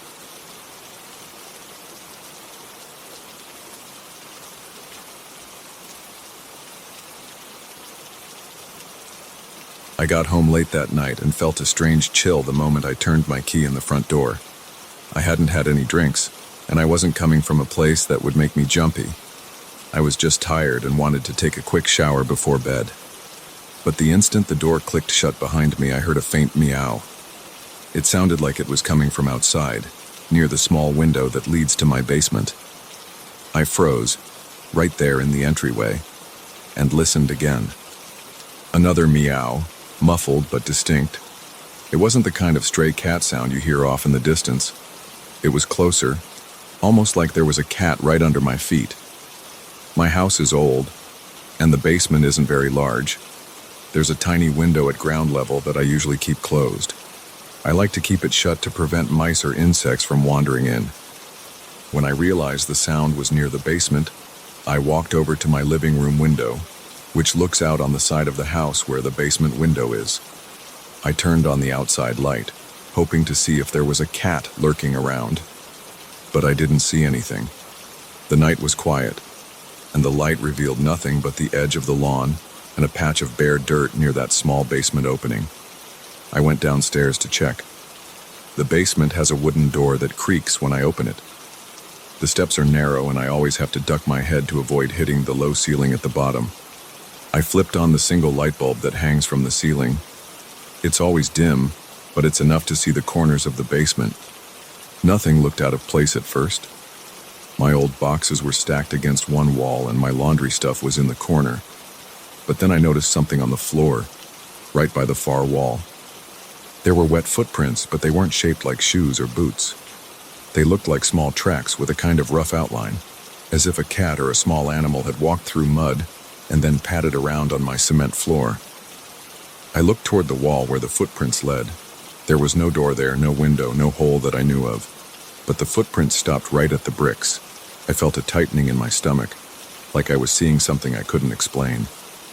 I double-checked the corners, thinking maybe the cat was crouched somewhere, but I saw no sign of any living thing.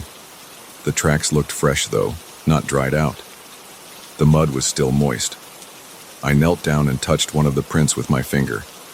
It left a smear of brown on my skin. I wiped it off on my jeans and stood up. I called out, "Here, kitty," in a low voice, feeling a little silly. No response. The only sound was the hum of the old furnace. I stepped closer to the wall where the tracks ended. I ran my hand over the bricks, checking for any cracks or loose pieces, but the wall felt solid. There was no gap or hidden opening. I stood there for a moment, feeling my heart thump a little harder than usual. Then I heard a faint scratching sound. It came from somewhere behind me toward the stairs. I spun around, expecting to see a cat darting away, but I only saw the stairwell, the partially open door at the top, and the bare light bulb overhead. The scratching sound stopped as soon as I turned. The basement felt too still, and I could hear my own breathing. I didn't see any movement, and after another minute of walking in circles, I decided I had probably imagined the scratch. Maybe it was the old pipes. I turned off the light, climbed back up, and shut the basement door. The rest of the night, I tried to tell myself it was just a stray cat that wandered in somehow, left a few prints and found a way out. But part of me wondered how it got out if no windows or doors were open. I thought maybe I left the basement window cracked open. Sometimes the latch is loose and it doesn't close all the way. I made a note to check it in the morning. That night, I slept poorly. Around 3 in the morning, I woke up thirsty. I sat up in bed, rubbed my eyes, and reached for the glass of water on the nightstand. As I did, I noticed a pair of tiny glowing spots on the other side of the room, near the bedroom door. They looked like reflection points, similar to how a cat's eyes glow when light hits them in the dark. But I had no lights on other than the faint glow from the street lamp outside, filtering through the curtains. I leaned forward. The spots just hovered there at about the height of a cat sitting upright. My pulse jumped and I fumbled for my phone to use as a flashlight. But when I hit the screen, the light shone across the room and there was nothing there. My heart was pounding and my mouth felt dry, so I chugged the water. I got up, checked around the bedroom, under the bed, even in the hallway. Everything was empty. I told myself maybe it was just the street lamp reflecting off something metallic. But I didn't have anything on that side of the room that would reflect like that. Still, I tried not to get carried away. I was tired, half asleep, and probably saw a trick of the light. The next day, I went down to the basement first thing in the morning. I brought a flashlight to inspect the wall more closely. The footprints were still there, dried now, but no new ones had appeared. The window was closed tight, and the latch was secure. I pushed on it to test if it might have an opening. It was sealed shut. The idea that a cat had gotten in was still possible if it snuck in while I was carrying groceries or something. but I usually don't leave the door open long enough for a cat to sneak by without me noticing. I spent the afternoon working from home. At around 5 o'clock, I heard a soft thump from down in the basement. It sounded like something falling. I put my phone aside and rushed downstairs. The basement was quiet.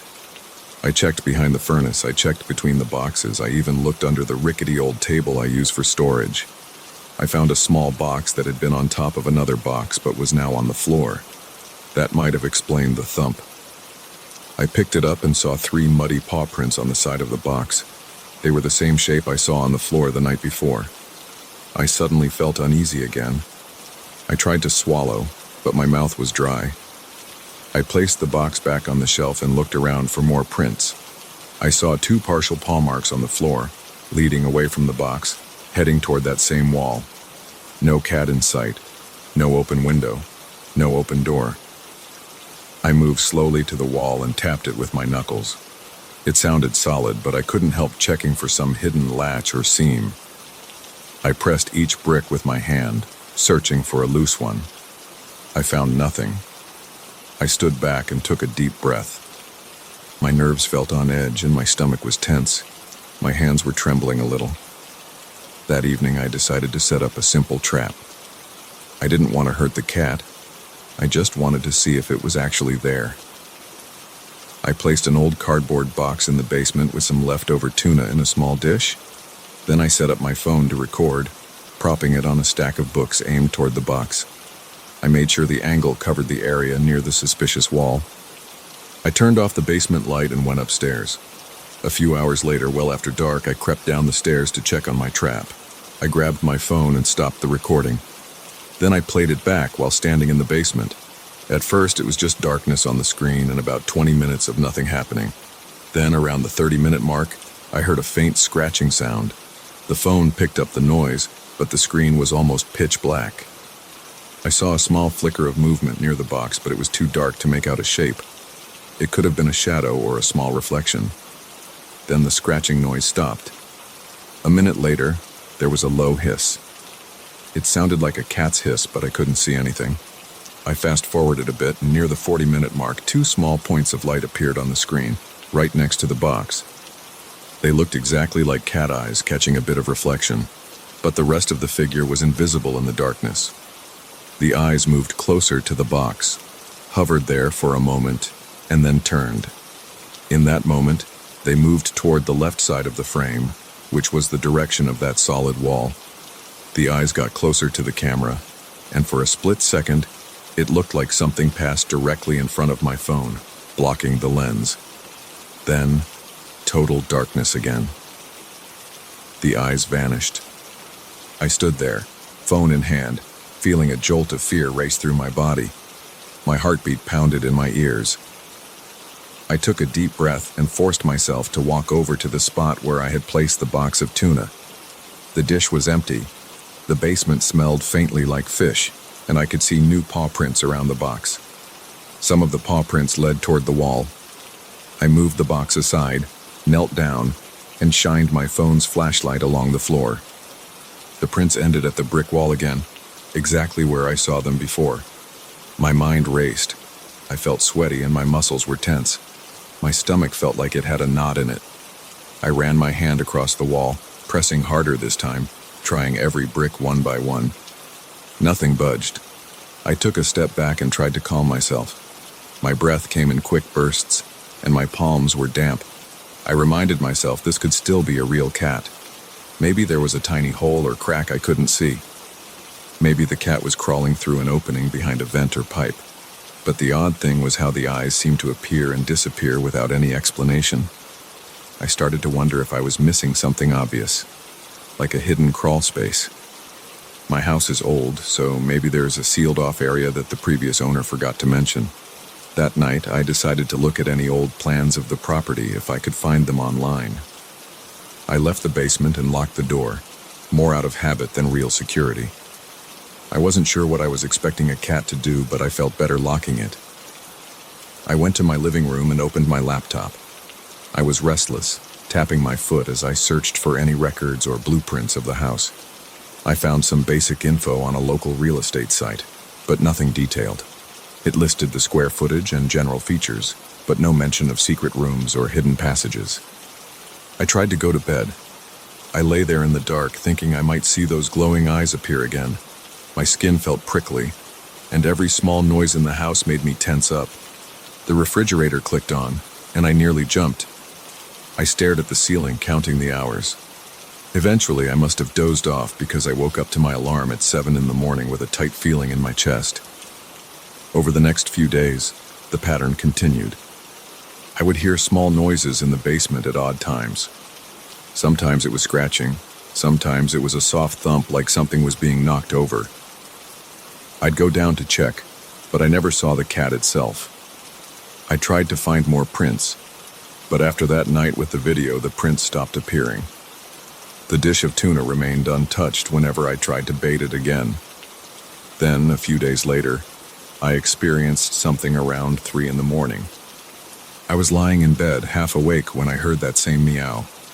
It was close, like it was coming from right outside my bedroom door. I felt a jolt of panic, and my heart thumped hard. I sat up, turned on the lamp, and stared at the door. I noticed a shadow under the door, like something was blocking the light from the hallway. My skin crawled with goosebumps. I slid out of bed, reached for a small flashlight on my nightstand, and walked to the door. I felt a chill on my arms. I paused, hand on the doorknob, feeling my heart pounding. Then I twisted the knob and yanked the door open. There was nothing there. The hallway was empty, the lights off, no sign of a cat or any other creature. I felt my back go tense. I swept the flashlight beam across the floor, but I saw nothing. At this point, my nerves were shot. I was exhausted from interrupted sleep, and my mind felt like it was constantly on alert. I spent more time investigating the basement wall, pushing aside every box, checking every inch of the floor, the corners, the ceiling. I searched for vents, cracks, anything. I found no explanation. The footprints that did appear led to nowhere. The eyes I caught on video vanished as soon as light touched them. Sometimes in the middle of the night, I still see 2 glowing points in the darkness, watching me from a corner of the room. They stay there for a few seconds, and then they vanish the second I try to shine a light on them. I hear the occasional hiss or meow. It's never loud. It's always faint, like it's far away or muffled. But it never sounds like it's coming from outside. It's always inside, almost underfoot or just around the corner. I've considered calling an exterminator or a local animal control unit, but I'm embarrassed to admit what's happening. I can't just say, "There's a cat in my house, but it walks through walls and vanishes when I turn on the lights." That sounds ridiculous. I still believe there might be a rational explanation. Maybe it's a stray that's incredibly good at hiding. Maybe I'm hearing echoes of a cat outside and imagining the rest. But I keep going back to those muddy paw prints. There's physical evidence. I saw them with my own eyes, and they ended at a solid brick wall. I know I'm not making that up. So now every night I come home a bit on edge. I check the basement, I check the windows, I lock the doors. I sleep with a flashlight next to me. Some nights are quiet, and I almost start to think the problem went away.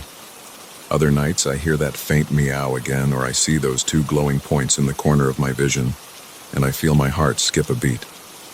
I still don't know how the cat is getting in or out, or why it never shows itself in full light, but I know it's there. I feel it watching me sometimes, and I see those muddy prints that seem to appear and disappear without any explanation. I'm not sure what else to do. I can't block a wall. I can't seal something that has no door or window. The basement remains the same. I've tried rearranging boxes, hoping to uncover a hidden space, but the only thing I've accomplished is making the basement look more cluttered. I can't find any damage to the foundation. I've checked the outside of the house too. Nothing suggests an animal has been tunneling in or prying anything loose. For now, I live with it. I try not to think about it too much.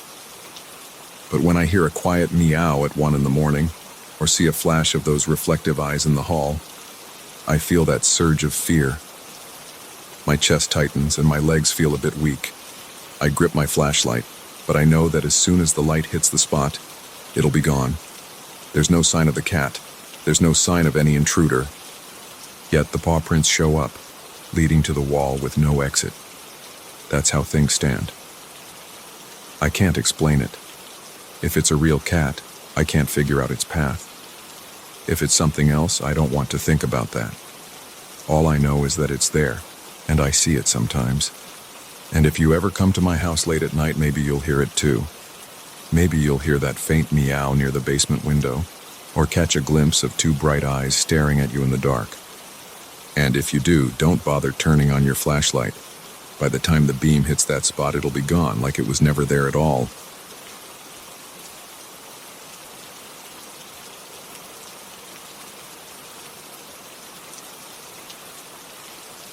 I walked into the lobby of my office building this morning, feeling a slight ache in my lower back and thinking about how many emails I had waiting. The security guard at the front desk gave me a quick nod. I tapped my work badge against the reader, heard the beep, and stepped toward the elevators. The doors to the middle elevator opened with a metallic scrape. I stepped inside and faced the mirrored walls, as I always do. But lately, those mirrors have made my mornings feel strange. 3 weeks ago, I noticed something I couldn't explain. I pressed the button for the 9th floor and glanced at my reflection, just a casual check of my tie. My reflection moved a second after I did. At first, I thought it was my own groggy eyes. Maybe I was tired, or maybe there was a slight glitch in the lighting, but it kept happening. I'd shift my weight from one foot to the other, and in the mirror, my reflection would do it just a little bit later. It was subtle. If I blinked, I might have missed it. But once I caught that first delay, I couldn't stop watching it every time I rode that elevator. I didn't tell anyone because I figured they would think I was being ridiculous. I'm just a normal guy who does IT work for a company on the 9th floor of a tall commercial building. My days are filled with software tickets and phone calls. I troubleshoot login errors and set up new machines for new hires. I grab coffee when I can. That's the routine. But the elevator was messing with my head. I tried ignoring it for a while. I'd step in, face the doors, and look at my phone instead. Sometimes I'd pretend I was responding to a text just to avoid seeing my reflection do anything odd. But it got worse a few days later. It was a Tuesday around 8:45 a.m. I was alone in the elevator, riding up, and I decided to look at the mirror for a second. As soon as I raised my arm to scratch my face, I saw my reflection do the same motion a fraction of a second later. It was like a small lag in a video call. My reflection's face looked just like mine. Nothing else was off. But that delay made my scalp prickle. My arms felt cold. I glanced around the elevator looking for hidden cameras or anything that could cause some visual trick. There was nothing except the standard fluorescent lighting overhead. The black floor had a few scuff marks. The corners were a bit dusty, but nothing else stood out. I tried to brush it off again. I went into work, sat at my desk, and buried myself in tasks. I tried not to think about the elevator all day, but it stayed in the back of my mind. Every time I got up to refill my water bottle or head to the restroom, I'd think about the mirror. That night, when I was ready to leave, I considered taking the stairs, but I didn't. Instead, I rode the elevator down with 2 other people. I noticed that I didn't see any delay with their reflections when we stood side by side. I looked at them through the mirror, and they seemed in sync. They got off at the lobby, and I walked out behind them, trying not to look too uneasy. Over the next few days, I tested things. I'd ride the elevator alone whenever I could. If someone else stepped in, I'd wait for the next one. I wanted to see if this reflection lag was real or if I was imagining it. Each time it happened only with me. I'd scratch my head, and the reflection would be late. I'd shift my briefcase from my left hand to my right, and my reflection would do it just a split second later. It was almost impossible to time perfectly, but it was consistent enough that I knew I wasn't imagining it. That was the part that made my heart pound. Last Thursday, I tried taking a video with my phone. I propped my phone at chest level, turned on the camera, and aimed it at the mirror while I moved my other hand. But the recorded video showed everything in perfect sync. There was no delay in the footage. Watching the playback, I felt my palms sweat. I replayed it 10 times. Each time I saw normal movement, no lag, no weirdness. But watching it live, with my own eyes, I saw a delay. I double-checked the elevator's brand name, but it was just a standard manufacturer. Nothing special. No brand I'd never heard of. On Monday of this week, the entire thing took a turn I wasn't ready for. I stepped into the elevator around 9:01 a.m., which is a bit later than usual because I had an early off-site meeting. The elevator felt stuffy, like the air wasn't circulating well. I pressed 9 and faced the mirror, feeling a mix of dread and curiosity. I don't know why I looked into that mirror again, but I did. I stood there, breathing a bit faster than normal. The overhead lights buzzed quietly and the elevator started moving up. I watched my own face for a moment, noticing the lines around my eyes, the slight stubble on my chin. I blinked, or at least I thought I blinked. Then I realized my reflection seemed to blink before I did. It was a small detail, just a split second, but it was the opposite of the lag I'd been seeing. Instead of being late, it was early. I backed up against the wall of the elevator, staring straight at my reflection, feeling my chest tighten. My reflection blinked again. I felt my eyes widen in real time. Then I blinked a moment later. My mouth went dry. I held my breath and lifted my hand to touch my face, but my reflection moved too soon. It was like it was anticipating my action.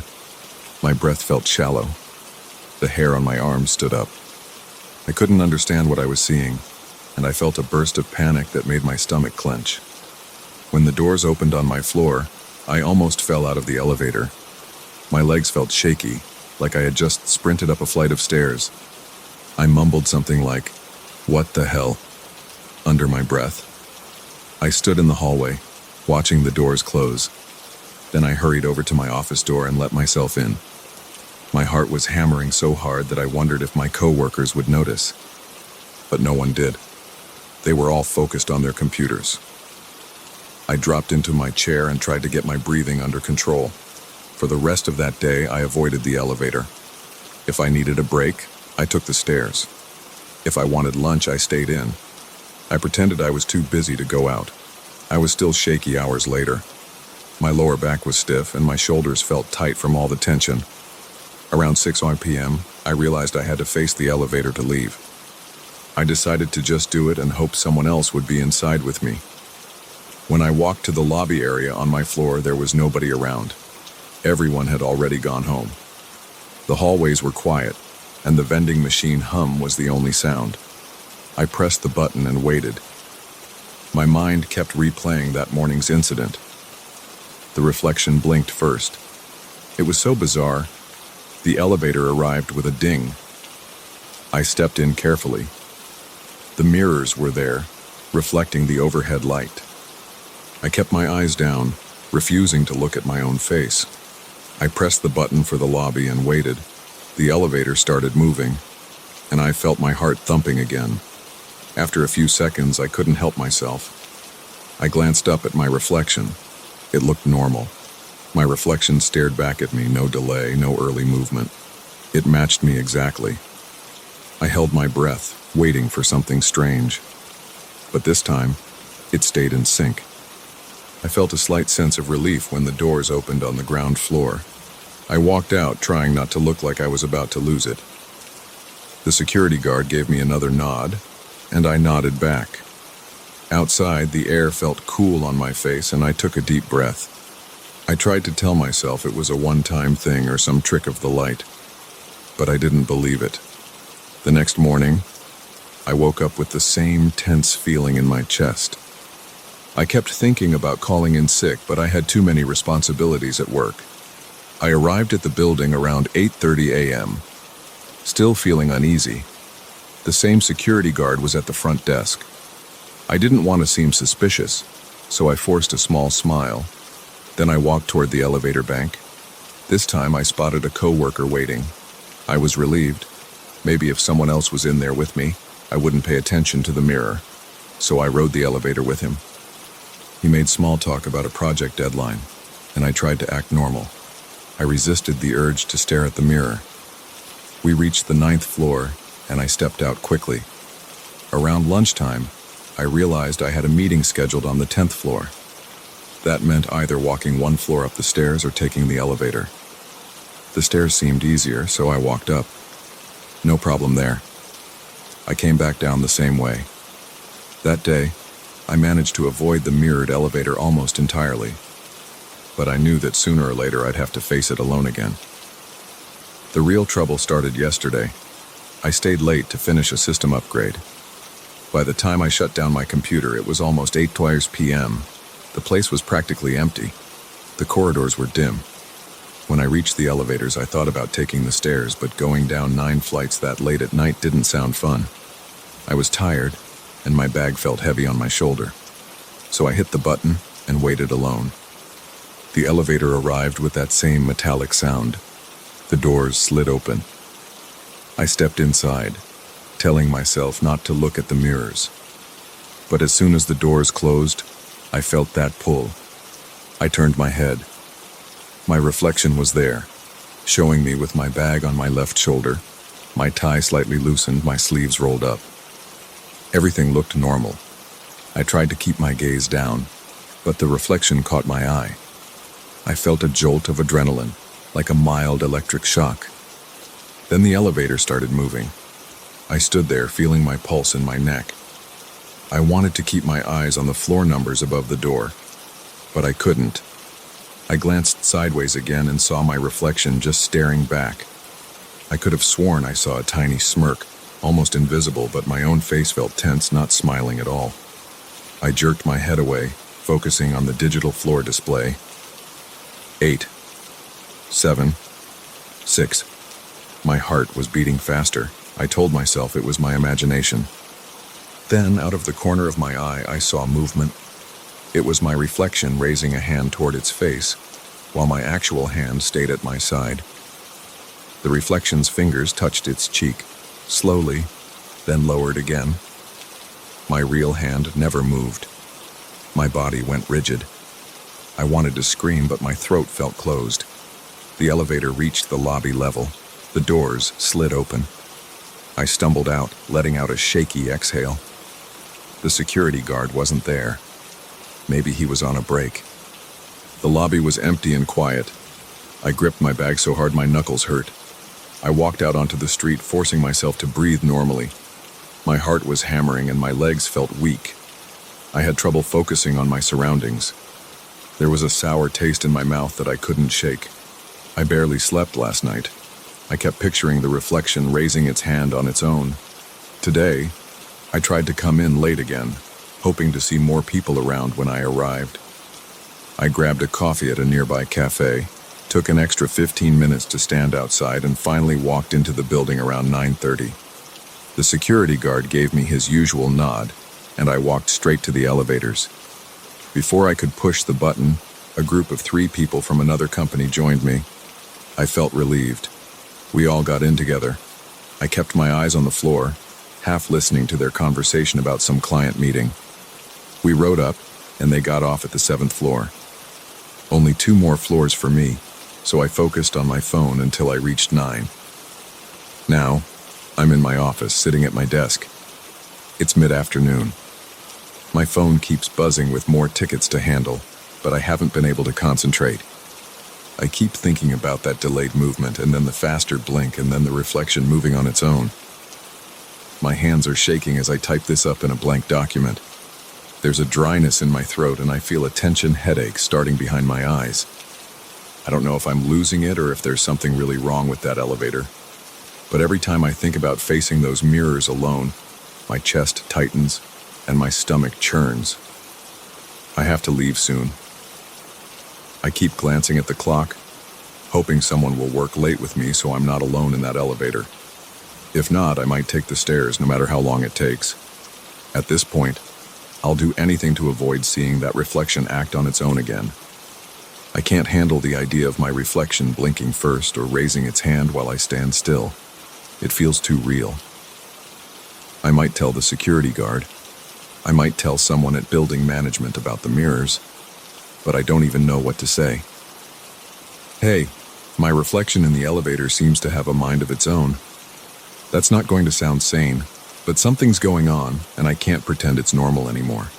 I'm heading out in about half an hour.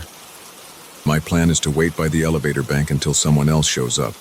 If nobody does, I'll take the stairs. 9 flights isn't so bad, especially with the way my heart is pumping right now. I can't stop replaying that moment when the reflection touched its cheek while I just stood there. My skin tingles just thinking about it. It's not a simple delay or a trick of the light. It's doing things that I'm not doing. That's everything so far. I'm still at my desk trying to look busy, but I'm really just counting the minutes. I keep rubbing my temples trying to ease this headache, but it won't go away. If I manage to get home without another incident, I'll try to sleep tonight. But I know I'll be on edge all day tomorrow and every day after that. I'm not sure how long I can deal with this. Every time I pass those mirrors, my palms sweat, and I feel lightheaded. It's like the elevator has become an obstacle I can't face without a knot forming in my gut. For now, I'm just sitting here, waiting. I can hear someone in the next cubicle talking about weekend plans. I can hear the hum of the air conditioner. My throat is dry, and my fingers keep shaking. This is all so strange, and I have no explanation. But I can't ignore it anymore. That reflection in the elevator isn't just a reflection. It's acting differently, and I'm not sure what it wants. Maybe I'll figure it out if I have the courage to look at it again, but right now all I feel is dread. I'm hoping I can get out of here without seeing it move on its own again. That's all I can do.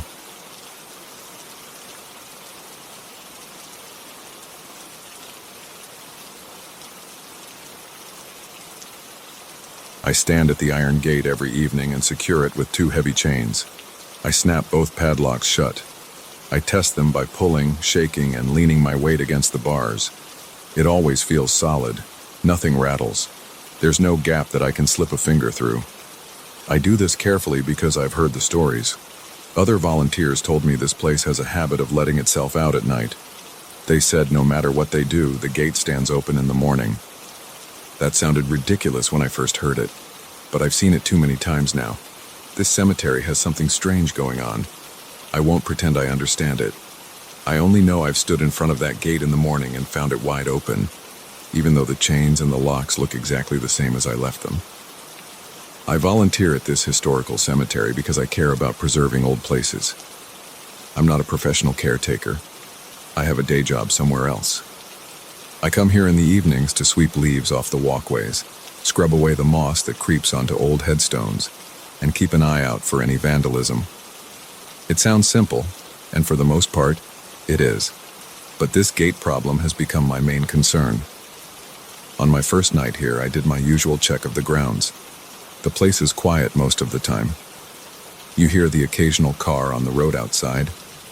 Sometimes you hear an owl or the rustle of small animals in the trees that ring the cemetery.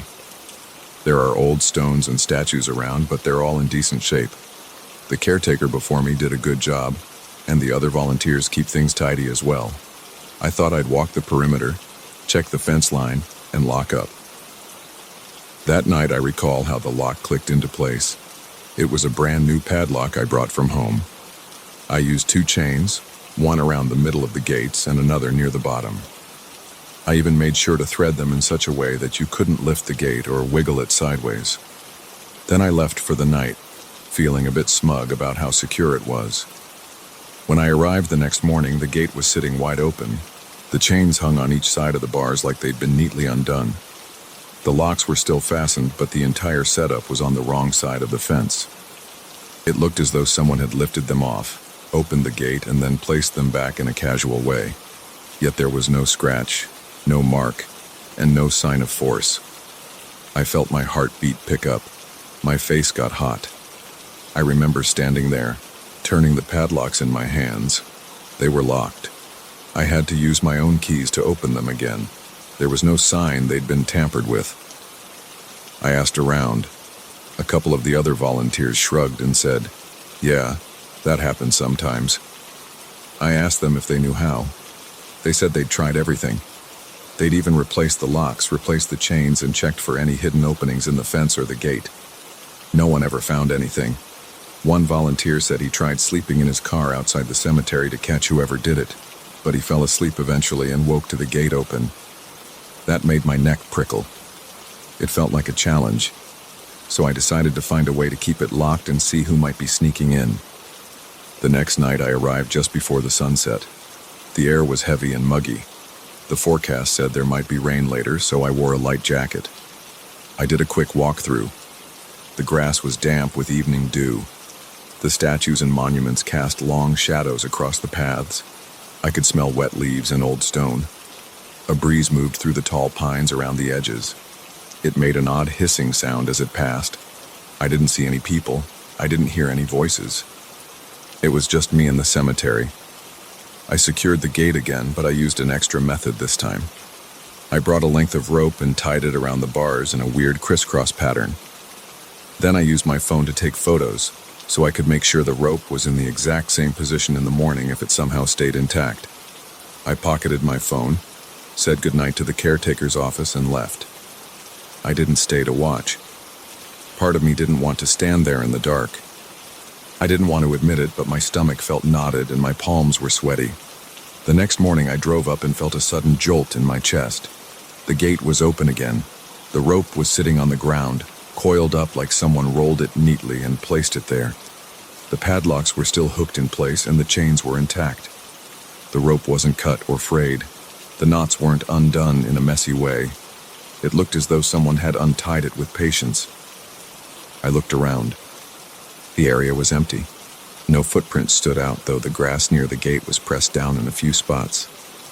That might have been my own footprints from the night before. I couldn't tell. My hands shook when I picked up the rope.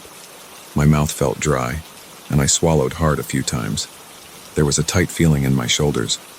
I remembered the photos on my phone. I pulled it out and compared them.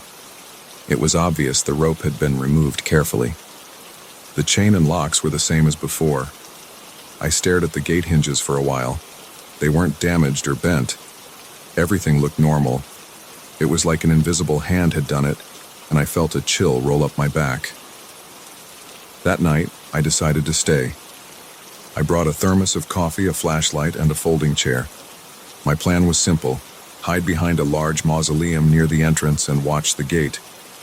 The mausoleum sits about 20 yards away, angled so I could see the approach but remain hidden behind the corner.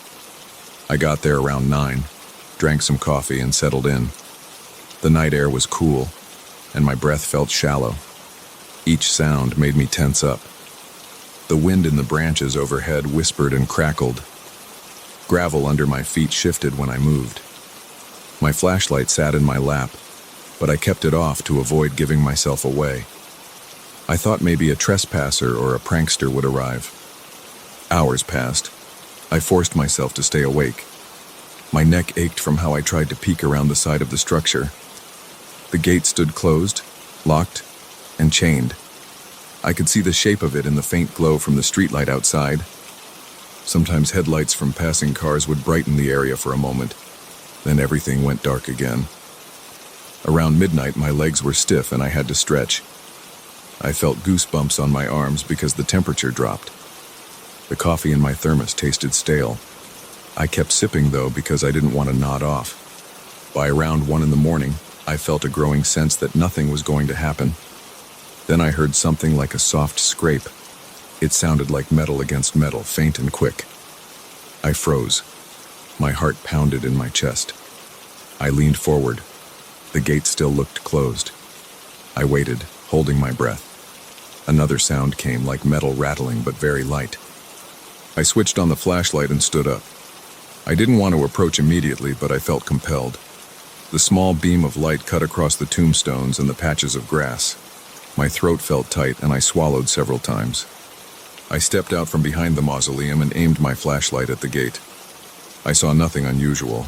The chains were still there, the padlocks still in place. But I felt a strange push of air move past me. I jumped back, shining the light in all directions. There was no one around. My stomach churned and I broke into a sweat. I called out, "Who's there?" My own voice sounded shaky. I listened carefully. No one answered. I heard only the breeze. I stepped closer to the gate, my heart thumping so hard it felt like it might burst. I examined the locks. They looked untouched. After a few more minutes, I decided to walk around the perimeter again. I wanted to see if anyone was hiding behind a tomb or crouching in the shadows. I wasn't sure if I'd find a person, an animal, or something else. I made a slow circuit, shining the flashlight in every corner of the cemetery. I saw old stone markers, small patches of bushes, and some broken branches. Nothing moved. The wind made a low moaning sound in the large oak near the back. I felt my pulse hammering and tried to calm myself by breathing in and out. When I returned to the front, the gate stood open. I swear it was closed when I left it minutes before. Now it was wide open. The chains hung on one side and the locks were still clasped. I stood there with my flashlight aimed at the entrance, my arm trembling. There was no sign of any person, no sign of how the chains had been removed. It was as if they slid through solid metal. My knees felt weak. I didn't know what to do. I felt cornered. My brain raced. I stepped forward and touched the chains. They were cold. They didn't appear broken or bent. I pulled on them and the locks held fast. It didn't make any sense. I shut the gate again and tested the locks. They were secure. My hands trembled on the iron bars. The sense that I wasn't alone overwhelmed me, but I couldn't see anyone. I stayed there, standing guard, for another hour. Nothing else happened. Around 3 a.m, I realized the gate hadn't opened again in that time, so I sat down on a nearby bench. Every so often, I would shine my flashlight around. The tension in my muscles refused to go away. My mind felt stuck in a loop, repeating the same questions. I eventually left at dawn, feeling ragged and on edge. I locked the gate again when I left, pushing the metal bars closed with a final clang. I came back an hour later thinking maybe the gate would be open again. It was. My face went hot. I marched right up to it, ignoring the chilly morning air. I pulled at the chains and found them still locked. They'd been separated from the gate in the exact same manner.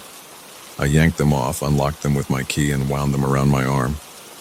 I walked straight to the caretaker's shed. Another volunteer was in there. He raised an eyebrow and said, "Morning." I told him what happened. He just shook his head and said, "That's how it goes. We don't know why. We just deal with it." Over the next few days, I tried more methods. I installed a motion sensor attached to a small camera. But each time I set it up, I found the camera shut off at some point during the night. Its battery was drained or the memory card was corrupted. I tried hooking it to an external battery pack. The next morning, the footage was incomplete. It was always missing the crucial moments between midnight and dawn. I tried multiple cameras, different brands, fresh batteries. Same result every time. I never caught footage of how the gate opened. At this point, I realized I might not be able to stop it.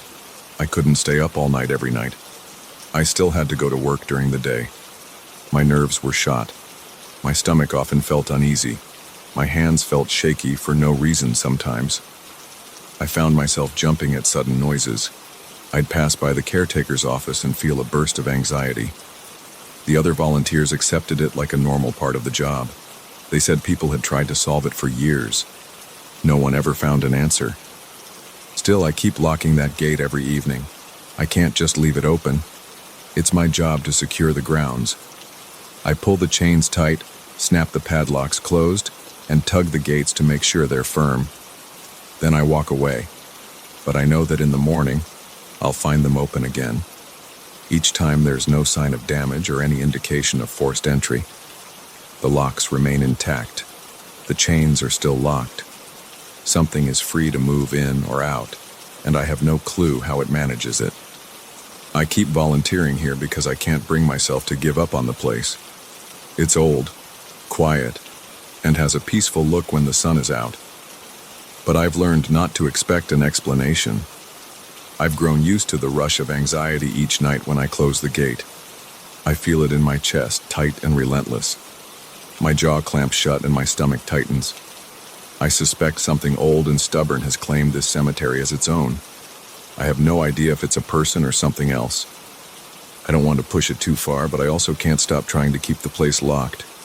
Every morning I return, and every morning I see that same open gate.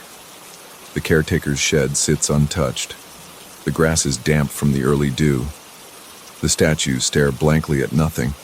The wind stirs the leaves, and I stand there in silence. I swallow the lump in my throat and gather the chains again. Then I place them back in position, lock them down, and wait for night to come. It's the same cycle, and I expect it to continue. I see no sign that it will stop. Something or someone moves around in there, and I don't think it cares about my locks. I just show up, do my part, and hope I don't see anything worse than an open gate. I can live with that. I just wish I knew who or what keeps undoing my work each night.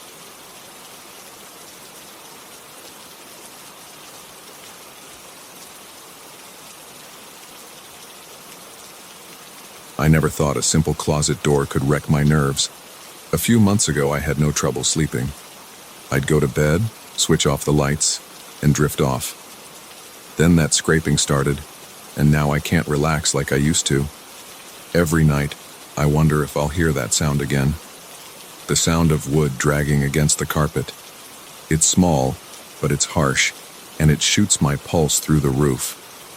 I'm going to tell you everything that happened and how it's still messing with my head. I want to be very clear about what went on, because I don't like when stories get too fancy. I'm just going to say it how it happened to me. My closet is a large wooden piece of furniture. It's not a fancy walk-in closet or anything like that. It's an old wardrobe with 2 doors, each with a small metal knob. The hinges squeak a little, and if I open it, the bottom edge drags across the carpet. It makes this scratching sound. It's pretty distinct, like nails scraping a rough surface. That noise used to be normal when I opened or closed it myself, so I never cared much. But this one night I was half asleep, maybe 1 or 2 in the morning, and I heard that scraping. It was slow, like someone was tugging on the door, letting it move an inch at a time. At first I thought I was dreaming. I lay there, heart beating, trying to figure out if I was awake. Then I heard it again. A slow scratch, then a little pause, then more scraping. My eyes popped open and I stared at the dark. My bedroom door was shut, and the only light came from the little glow under the door, because I leave the hallway light on sometimes. My curtains were drawn, so I didn't see much else. I sat up, then flicked on my bedside lamp. The scraping stopped. I looked toward the closet. The doors looked closed, but I was too nervous to be sure. Maybe it was only cracked open by a fraction of an inch. I slid out of bed, felt my bare feet on the carpet, and inched closer. I could feel my heart hammering in my chest, and I noticed the sweat forming on my back. When I reached out, I grabbed the right door handle and gave it a firm pull.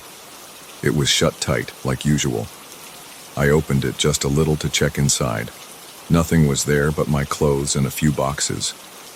I took a breath, closed the door, heard the familiar scrape, locked it with the tiny latch at the top, and went back to bed. I felt silly, but the adrenaline rush wouldn't go away. For the next few days, nothing weird happened. I started to convince myself that I'd been imagining things. Then, about a week later, I was exhausted from a long day at work. I climbed into bed, turned off the lamp, and rolled over. I think I fell asleep within minutes. I don't remember any dreams. Sometime in the middle of the night, I woke up again to that same dragging sound. This time it was louder. It was like someone was pulling the door all the way open, letting it scrape across the carpet the entire time. I felt a jolt of fear shoot through me. My mind went blank except for that noise and a single thought. Who is in my room? I sat up too fast and my head spun. I fumbled for the lamp switch, flicked it on, and stared at the closet. Both doors were closed, but I know I heard that noise.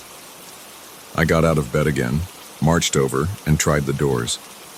Both were shut, exactly as I'd left them. I opened each one, looked inside, patted around inside the closet to make sure nothing was jammed. The only sounds in the room were the hum of the air conditioner and my own breathing. Eventually, I convinced myself I might have had some weird nightmare. The next few nights, I slept better, mostly because I stayed up late watching TV trying to keep my mind off the closet. But the scraping kept happening. It wasn't every night, but at least twice a week I'd get startled awake by that horrible rasping noise. I took to leaving the lights on in my bedroom for a while, just to see if I'd catch the door moving. I never saw it budge when I was looking directly at it. But every time I turned the lights off and settled in, I'd eventually hear it. I started to dread bedtime. My chest would tighten up, and I'd find myself checking the closet doors over and over. Sometimes I stood in front of them and opened and closed them repeatedly, trying to recreate that sound in different ways. It was always the same scraping, but it only happened by itself when I was half asleep. It felt like some bizarre trick. Then one night, I actually saw the door open. It wasn't my imagination. I'd turned off my light and was lying on my side facing the closet. My eyes were adjusting and I was trying to drift off. That's when I saw movement. It started slowly, a small gap forming between the door and the frame. The sound was faint, but it was enough to trigger my fear response immediately. I wasn't frozen. I leapt out of bed. My heart thudded and my palms felt clammy. I stumbled to switch on the light, never taking my eyes off that door. By the time the light lit up the room, the door was open about 4 inches. Then I walked toward it, and as I got close, it closed on its own. It didn't slam or anything dramatic. It just closed gently, with that same slow scrape. There was no draft, no breeze. My windows were shut. I felt my stomach tighten. I stood there blinking, trying to understand what I'd just witnessed. I remember feeling this chill under my skin. I shoved the door open fast and looked inside. Nothing there but my clothes and a few old shoes. I checked behind the wardrobe, pushed it a bit to see if there was something mechanical or some strange hinge problem. It's just an old piece of furniture. After that, I decided I wasn't taking any chances. I dragged a heavy chair from my living room and placed it against the door so they wouldn't move. Then I tried to go to sleep. My mind was racing. I kept hearing that scraping in my head even though the room was quiet now. The next morning I felt tired and edgy. I went to work but I could barely focus. I had this new sense of paranoia. I didn't want to invite friends over because I didn't want them thinking I'd lost it. The only person I mentioned it to was a coworker, but I kept it vague. She told me maybe the frame was warped or the house was settling. I nodded like I believed her, but it didn't feel right. The door was moving in front of my eyes. Warped wood doesn't close itself like that. I tried ignoring it. Some nights, everything was quiet, but other nights, I heard the scraping again. It didn't matter if the chair was there. The noise happened anyway, and I'd sit up in the dark, panicked, scanning the room. My skin would feel prickly, and my breathing would speed up. My chest would get tight, and my mouth would dry out. I'd turn on the lamp or phone flashlight, grab the chair, and check the closet. Still closed, or sometimes slightly open. A few times, I found the chair pushed an inch or two away from the doors, like something had nudged it. I couldn't explain how that would happen. I tried to fix the door myself. One Saturday, I removed the doors completely from their hinges and checked all the screws. I rubbed soap along the edges, trying to reduce friction. I vacuumed the carpet around the closet to get rid of any lumps that might cause extra noise. Everything looked normal. I put the doors back on, tested them, and heard the same scrape. When I was done, I felt more frustrated than before. The scraping was part of the wood. No amount of tinkering was going to remove that noise.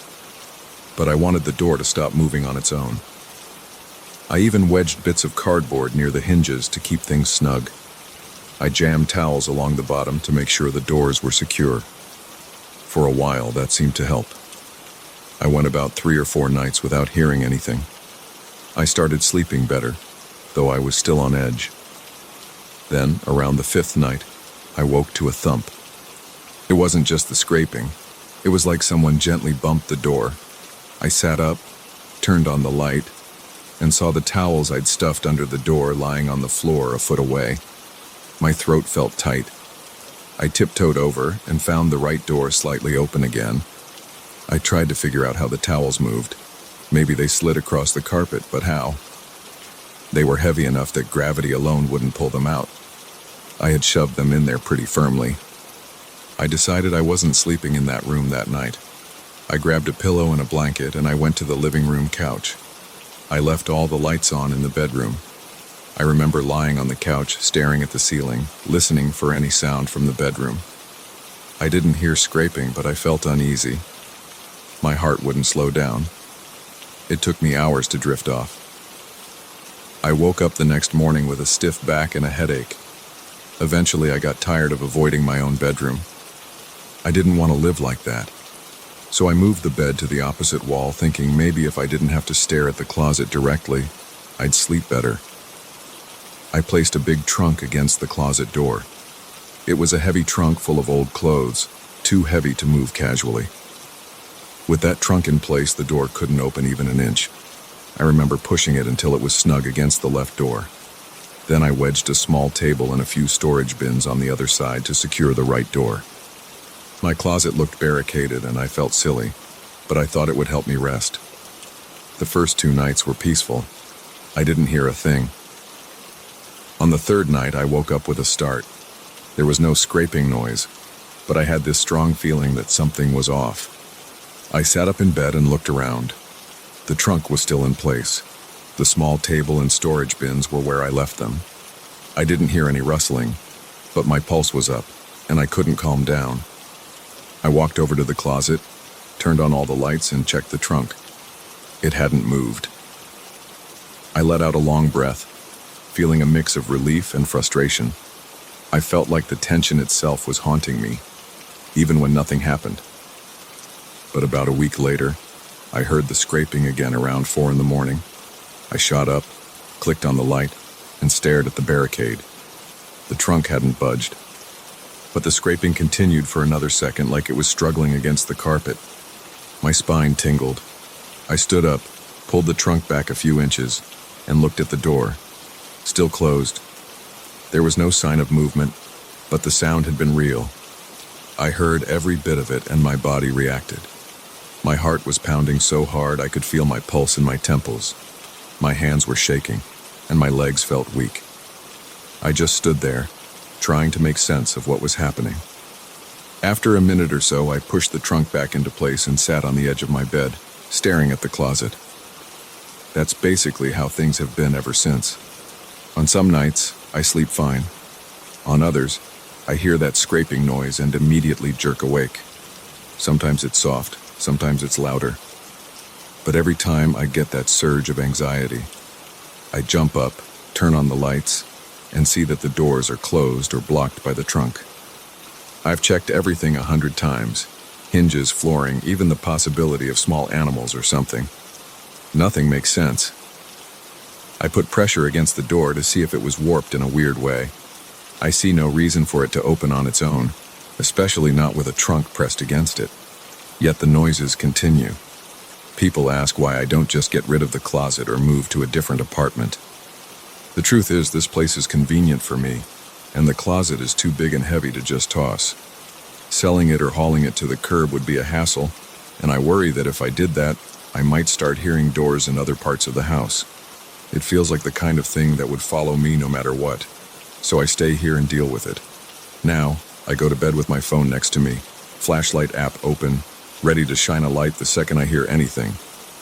I keep a pair of shoes right by my bed in case I need to get up fast. I've learned to function on less sleep.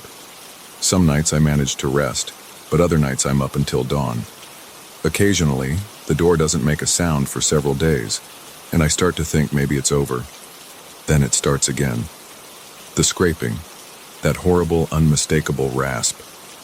And I sit there, in the dark or half-light, cursing under my breath, wishing I could rip that thing out with my bare hands. I've told you everything the way I experienced it. No fancy wording, no hidden meaning, just me, a closet, and a sound that won't let me live in peace. I still keep weight against the door every night. I still hear that noise sometimes. It hasn't harmed me physically, but it tears at my nerves. I don't know if it'll ever stop, but that's what's going on. That's my life right now, and I'm just trying to get through it one night at a time.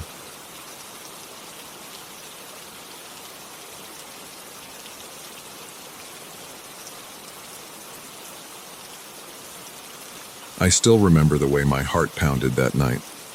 I sat on the edge of the bed in our old chalet, holding a flashlight, staring at the door. My palms were sweaty. My neck felt tight. I knew something was out there in the hall, but I didn't know what. I had heard the footsteps for hours moving back and forth on the old floorboards upstairs. My chest felt heavier every time those steps echoed in the quiet. I want to walk you through exactly how it happened, because it's not something I'll ever forget. It wasn't a game or a wild fantasy. It was real, and I heard it with my own ears. My family has owned this chalet in the mountains for decades. It has 2 floors and a small attic. The outside walls are dark wood, and the roof has patches of missing shingles. It's about a 3-hour drive from where we live. My grandfather built it long before I was born, and my grandmother spent most of her childhood weekends there. Over time, it became a place for our family to gather during summer breaks or on random weekends when we wanted fresh air and some peace. The chalet stands on a slope not too far from a narrow dirt road. Surrounded by tall pine trees and big rocks, it always has a strong smell of damp wood inside, especially in the mornings. Since I was young, I heard my cousin complain about weird sounds in the house, especially footsteps on the second floor. He would mention it whenever we came up here together. He said he heard slow, deliberate steps in the corridor late at night. He would say it made him feel watched. I always shrugged it off and called it the wind or the usual creaks of an old house. My grandfather always said old buildings make noises. Timber shifts. Floorboards expand. I believed him without question.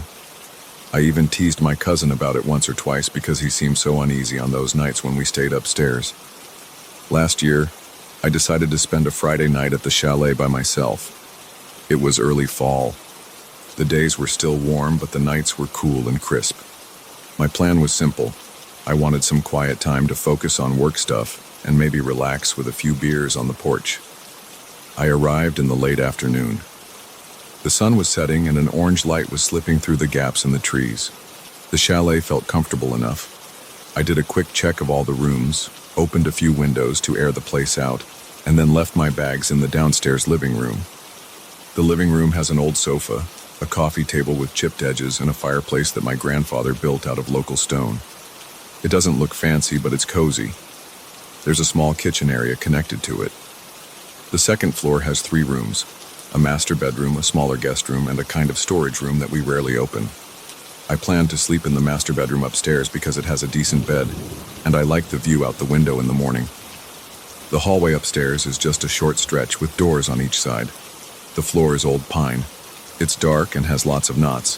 When you walk on it, it creaks. I ate a quick dinner around 7 p.m. I had packed some sandwiches and a few bottles of water. I left a small lamp on in the living room. Usually I'm not the type to get scared, but I wanted to keep the house somewhat lit so I could move around without tripping. Around 8 p.m., the wind outside started to pick up. I could hear it whistling around the corners of the chalet. Sometimes it rattled a loose window frame. I thought about my cousin and his complaints, but I shook it off again. I reminded myself that old houses groan. The wind squeaks through cracks. Nothing unusual. By 10 p.m., I felt a bit tired. I decided to head upstairs. I took my flashlight because the light switch in the hallway on the second floor was always a bit finicky. I left the living room lamp on so there was a soft glow downstairs, but the staircase itself was dark. Step by step, I climbed the old stairs, hearing each one squeak under my weight. Everything smelled like musty blankets and old floor polish. I noticed a few spider webs near the banister and made a mental note to clean them up in the morning. When I reached the top of the stairs, the corridor stretched ahead about 10 feet. The master bedroom was on the right, the guest room on the left, and the storage room at the far end. I glanced around, but it was empty. The doors were all closed. I clicked on the overhead light switch, but nothing happened. The bulb was probably out, so I had to rely on my flashlight to see. I went straight to the master bedroom, turned the old brass doorknob, and pushed it open. The room smelled stale, like it always does before airing it out. I set my flashlight on the dresser, then moved to the bed. It's an old wooden frame with a firm mattress on top. My grandmother had put fresh sheets on it a week earlier because my uncle was there for a night. The walls in that room are plain, just a few pictures from the 1970s, mostly landscape shots my grandfather took. There's a small lamp on the bedside table. I turned it on. It flickered once but stayed lit. That gave me a sense of relief. I don't like fumbling around in the dark, especially up there where it's easy to trip over things. I kicked off my shoes, pulled off my socks, and lay down on top of the covers. I wasn't ready to sleep right away, so I just scrolled through my phone for about 20 minutes. The wind outside kept picking up. It sounded stronger, rattling the shutters. Once in a while, I heard a crack from the wood somewhere in the house. It made me flinch, but I tried to stay calm. I told myself it was normal. No big deal. Around 11 p.m., I started to doze off. My eyes felt heavy, and I turned off the bedside lamp. The darkness settled around me, and I could still hear the wind, but it was more like a background noise now. I curled up on my side, pulled the blanket over me, and relaxed. Then maybe half an hour later, I heard what sounded like a heavy footstep in the hallway. It was just one, like someone had put their weight on a loose board. My eyes snapped open. My mouth went dry. I listened for a few seconds, but I didn't hear anything else. I told myself it was the wind again, maybe causing the floor to shift. But I couldn't shake the tension in my neck. I stayed still for a while. I didn't want to get up yet. I tried to breathe slowly and think of normal explanations. Just as I started to drift off again, I heard another step, then another. They were slow and spaced out, like a person walking carefully. I sat up. My heart was thumping so hard it made my chest feel tight. I reached for the flashlight next to me. I clicked it on. The beam lit up the bedroom door. The sound had stopped the moment I moved. My ears were straining, but I heard nothing now. I waited in silence, shining the light around the room. Nothing. I slipped out of bed, my bare feet pressing into the cold wooden floor, and I crept toward the door. Each step I took caused the floor to creak under me. I opened the door a crack and peeked into the hallway. My flashlight revealed the old boards, the closed doors of the other two rooms, and the railing near the stairs. No movement. No sign of anything. I took a few steps out of the bedroom and listened. I heard the wind, but not much else. After about a minute, I gave up and went back inside. I told myself it was nerves or the wind. I left the flashlight on the dresser, but I climbed into bed without turning off the lamp. My gut felt uneasy, and a slight chill ran across my arms and legs. I thought about calling my cousin to make a joke about hearing the footsteps, but I felt that if I touched my phone again, it would just keep me awake longer. So I stayed in bed, stared at the ceiling, and waited. After about 10 minutes of silence, the footsteps started again. They were soft but distinct, moving from one end of the hallway to the other. I heard 4 or 5 steps, then a pause, then a few more steps. I sat up in bed, my eyes wide, my breathing shallow. I felt sweat beading on my forehead. My stomach tightened like I might be sick. My mouth went dry again. The steps went from near the storage room door to the area right outside my bedroom. Then they stopped.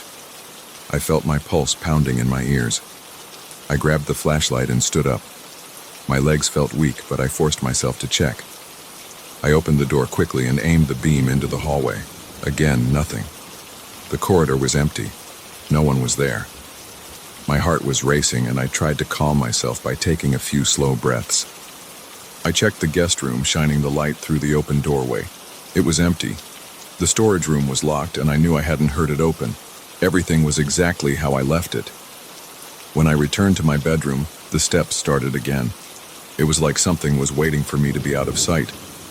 They were heavier this time. I heard floorboards squeaking slowly, one after another.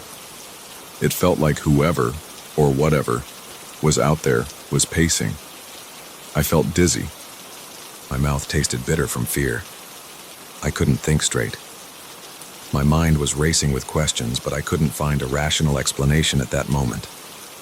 I slammed my door and locked it, even though I wasn't sure what good that would do. I leaned my back against the door, holding the flashlight in a tight grip. I felt my heart thudding against my ribcage, and each breath I took felt shaky. Then, as soon as I locked myself inside, the sound stopped again. The silence felt even worse. It made my skin crawl. I thought about running downstairs, grabbing my car keys and leaving. But the idea of crossing that dark hallway again terrified me. I felt pinned. I sat down on the bed, my back against the headboard, the flashlight still on. My breathing was loud in my ears, and I glanced at my phone. It was around midnight. Only a short time had passed, but it felt like hours. For the next hour, the footsteps came and went. Every time I stood up to check, they stopped. Every time I sat back down, they returned. There was no pattern to them, except they never happened while I was in the hallway. At one point I yelled out, "Who's there?" My voice cracked. No answer came. The steps faded for a few minutes, then started again. I got so freaked out that I turned on the small TV in the bedroom just for some noise, but it only picked up static. The sound of static made the atmosphere worse, so I turned it off. I left the flashlight on until my hand started to cramp from holding it so tight. Then I placed it on the nightstand, but kept it switched on, shining at the door. Around 2 a.m., I was still wide awake, my head aching from tension. My back was stiff, and my jaw felt sore from clenching my teeth. I started to feel cold, so I pulled the blanket around my shoulders. At around 3 a.m., the footsteps grew less frequent. I still heard them a few times, but there were longer pauses. My eyes were burning from lack of sleep. I fought to keep them open, but I dozed off here and there in small bursts, maybe for a minute or two at a time. I'd jolt awake whenever I caught a faint sound of movement. Finally, around 5 a.m., the first light of dawn appeared through the window. The sky took on a dark blue shade. The wind had died down, and the house felt calmer. I got up slowly, my body stiff, and peeked into the hallway again. It looked normal. Nothing seemed out of place. I felt silly and shaken at the same time. I decided to go downstairs and make some coffee. When I reached the bottom of the staircase, I realized my legs were trembling. I gripped the handrail tightly to steady myself. I spent the next hour in the kitchen, sipping coffee and listening for any noise from upstairs. The only sound was the slow drip of the coffee maker and the soft hum of the refrigerator. When the sun came up fully, I mustered the courage to go back up and check every room carefully. Everything looked fine, just as it always had. No signs of forced entry or anything unusual. Later that morning, I called my grandmother to let her know I was okay. I didn't mention how scared I was, but I asked her about the upstairs hallway. I asked if she ever felt uneasy up there. She let out a long sigh. She said she was never comfortable walking down that corridor after sunset, even when she was younger. She didn't have an explanation. She just said it felt wrong. She didn't press me for details, but her reaction told me I wasn't the first to notice something strange. I packed my bags, checked that everything was locked, and left the chalet by noon. On the drive back, my nerves were still on edge. I replayed the night in my head over and over, trying to explain it. I don't have an answer. I can only tell you what I heard. Something walked those halls, and it wasn't just random creaks. Since that night, I haven't stayed there alone. I still visit with my family sometimes. My cousin and I have compared stories. He feels vindicated that I finally got a taste of what he's been talking about for years. I feel uneasy whenever someone brings up going back. The memory of those footsteps still makes my skin crawl. My grandmother just says the house is old and we should respect it. I don't argue with her anymore, that's the story. I heard those slow, deliberate footsteps. I checked multiple times. I couldn't find anyone or anything in that hallway.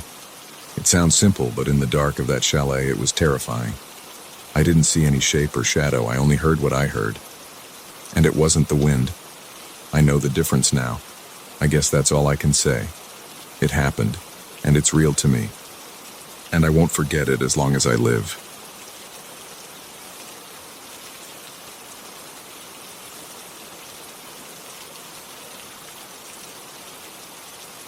I heard the first thump while I was cleaning out the hall closet. It came from above, through the ceiling. The noise was short and dull, like something knocking against wood. I stopped mid-movement, dropped the duster, and stood there with my neck craned, staring upward. My father's old trunk was in the attic, and I knew exactly where it was, under the single dusty window, tucked behind an old dresser. He had left it there when he moved out of state, and I never had the nerve to open it. That trunk weighed a ton. It had a rusted padlock, and I had no idea where the key was. I kept telling myself it was full of old papers or junk he didn't want to deal with. But now, I heard a thump, and I knew it came from that trunk. I put my stuff down and climbed the attic ladder. The steps creaked under my weight. I flipped on the overhead light, which was just a single bulb with a pull chain. The air was stale and smelled like dust and old cardboard. I scanned the floor, looking for anything out of place. I didn't see anything unusual, but my eyes went straight to the trunk. It looked the same. Heavy, dark wood, corners bound with tarnished metal edges. The padlock was still there, covered in rust and a few spider webs. Everything was quiet. I stepped closer, measuring each footstep. I didn't want to make any noise that would drown out the sound. I listened, feeling my own pulse in my ears. There was nothing. I stood in front of the trunk, stared at it, and waited. Then I felt a vibration through the floorboards right under my feet. It was subtle, like the trunk had shifted an inch. My heart thumped. I crouched down and put my hand on top of the lid. It felt solid. The wood was splintered in a couple of places, and the metal bands had small patches of rust. I kept my hand there for a few seconds, and I felt a faint tremor. It was like something moved inside. I jerked my hand away and stood up fast. My breathing got uneven, and I wiped my sweaty palms on my jeans. The trunk stayed still. The overhead bulb buzzed. I glanced around at the stacks of boxes, the old dresser, and the rolled-up rugs in the corner. I felt like everything was watching me. I backed away from the trunk, then headed downstairs. My heart was hammering. I kept telling myself I was imagining things. Maybe the noise was something outside or a squirrel on the roof. I tried to explain it away, but part of me pictured something inside that trunk, scraping against the wood. Later that evening, I was in the living room watching TV. The house was quiet except for the hum of the fridge in the kitchen. The volume was low. Then I heard another sound, this time louder. It was a scraping noise, like a metal hook dragging across a rough surface. It lasted maybe 2 seconds. I muted the TV and sat there, staring at the ceiling again. My stomach twisted. I felt a wave of nausea. I didn't want to deal with it, but the noise wouldn't stop. It came again, sharper, then silence. I turned the TV off completely and listened. My hands were shaking. I grabbed a flashlight and went upstairs again. It was the same routine. Climb the ladder, pull the chain for the light. The trunk was still in its spot. Everything else was the same. I could feel my heartbeat in my neck. I almost didn't want to step forward.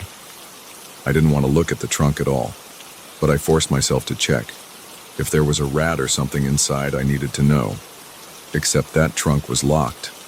I wouldn't even know how a rat could get inside. I circled the trunk once. My boots scraped against the wooden floor. I didn't hear anything. I touched the padlock. It was cold and flaky with rust. I pulled on it gently, and it didn't budge. I leaned down and tried to see if there were any gaps in the wood. The trunk's seams were tight. No holes. No cracks big enough for anything significant to crawl in. Still, I had heard something.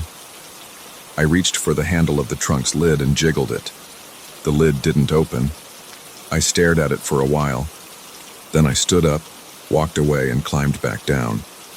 I was sweating. A few days passed. I tried to ignore the trunk. I avoided going up to the attic. I kept hearing faint noises from time to time, but I told myself they were probably the house settling or something outside. One day around lunchtime, I was in the kitchen, washing a couple of plates in the sink. The water was running, and I heard 3 loud knocks from above. I turned off the tap and stood there, my hand on the faucet. The knocks had been clear. It was the same spot above the kitchen where the trunk was located. It sounded like someone was knocking from inside. I felt an ache in my temples and my throat got tight. I dried my hands on a dish towel and headed for the garage. I knew I had a small hacksaw. My plan was to saw off the padlock and just open the trunk to see what was inside. At that point, not knowing was worse than anything. My imagination kept running wild. I found the saw and headed upstairs. On the attic ladder, I paused. My heart pounded. My mouth felt dry. I wanted to turn around, but I kept climbing until I got to the top. I flipped the light on and walked over to the trunk. I knelt by the lock and placed the saw blade against the rusty metal. Then I stopped. My hands were shaking again. The saw's teeth were pressed lightly against the padlock, and I couldn't force myself to start cutting. I stared at the trunk lid. I looked at the dusty surface, the worn edges, the old metal banding. Something about it felt dangerous, like opening it would unleash a nightmare. My breathing got shallow. My mind was full of questions, documents, old photos, something else. I stood up and lowered the hacksaw. My heart rate was out of control. I felt a tingling in my arms.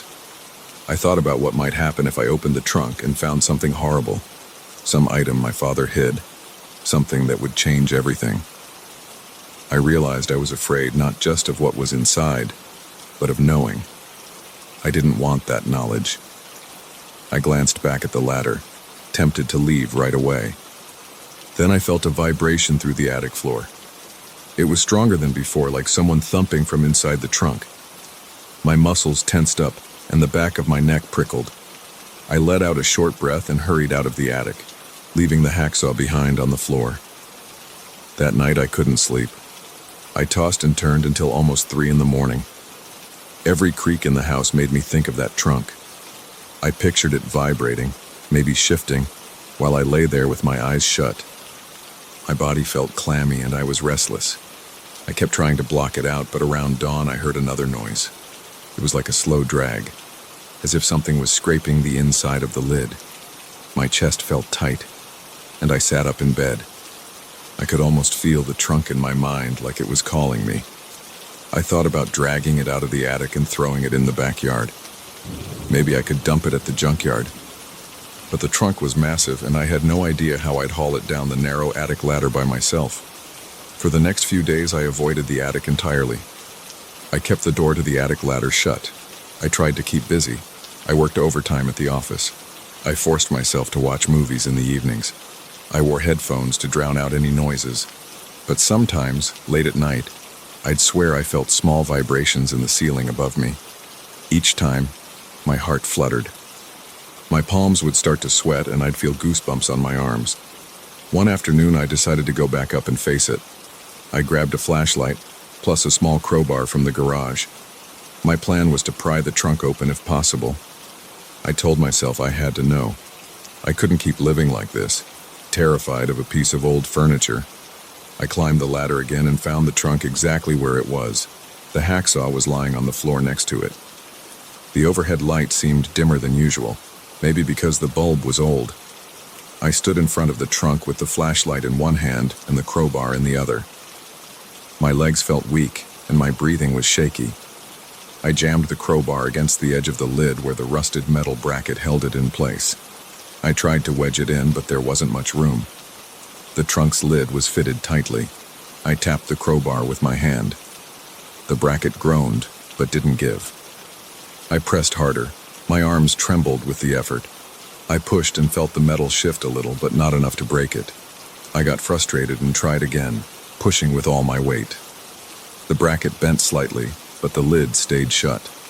I sat back, panting. The trunk made no sound. I wondered if I was damaging something inside. I set the crowbar down. As I caught my breath, I felt that vibration again. It was gentler, just a small movement from within the trunk. The hairs on my arm stood up. I stared at the lid. Nothing else happened.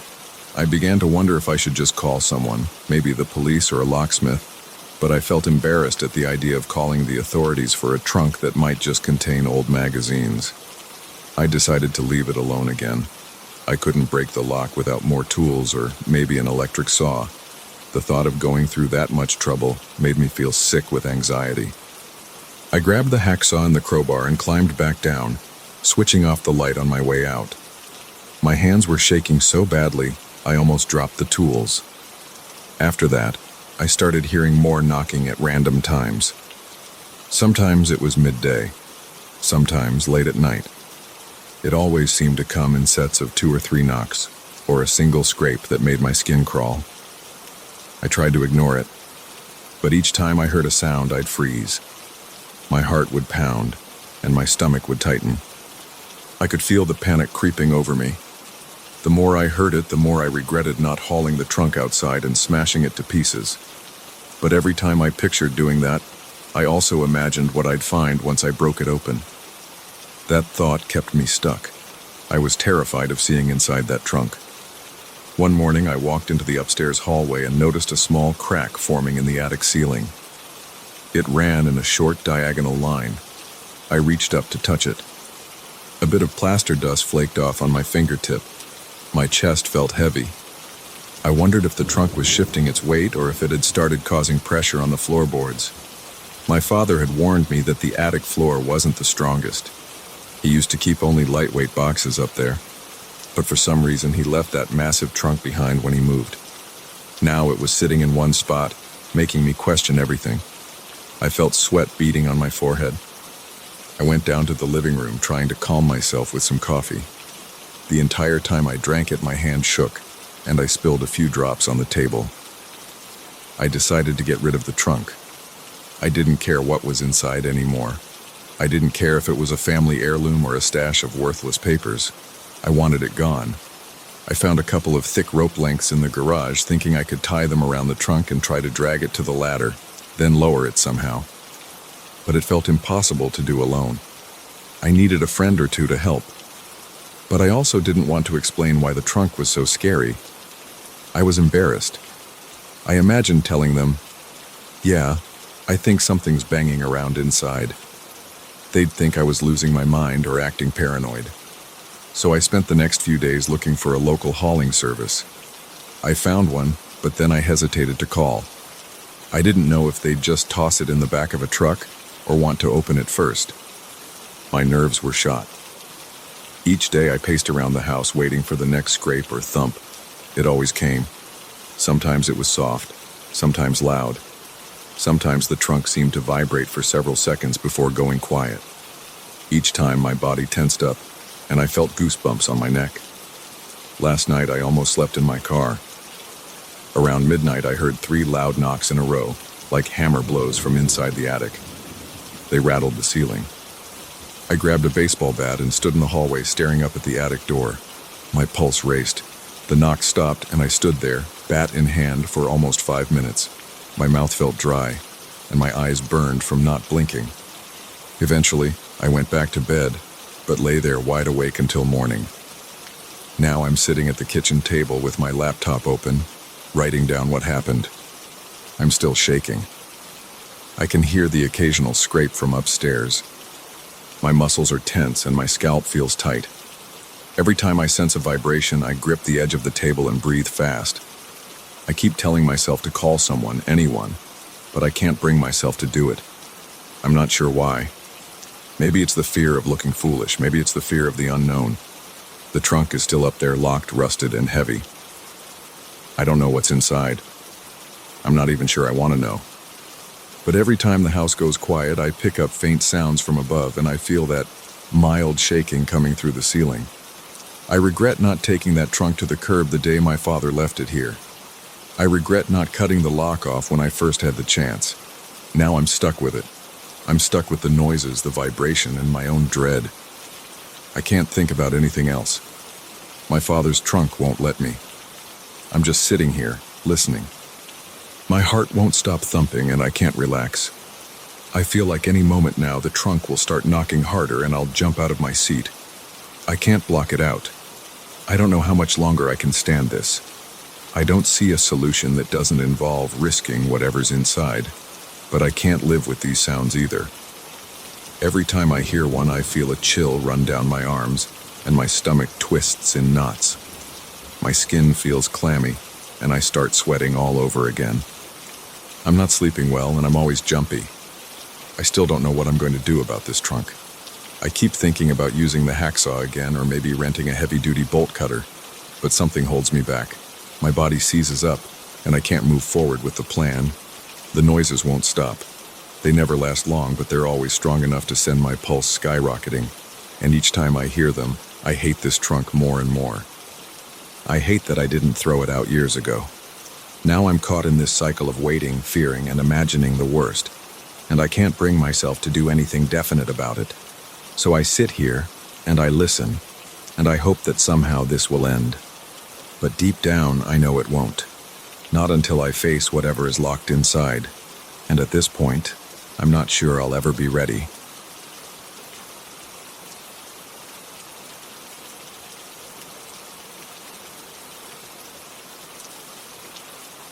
I'll be honest right from the start. I never liked walking home under that viaduct. The place always felt wrong to me. It's cramped, there's barely any light, and the air feels heavy. I usually keep my eyes straight ahead and my pace quick. But something started happening a few months ago that made everything worse. I started hearing these low whispers in the darkness. They seemed close, like people were gathered in small clusters just out of sight. Sometimes I heard muffled laughter.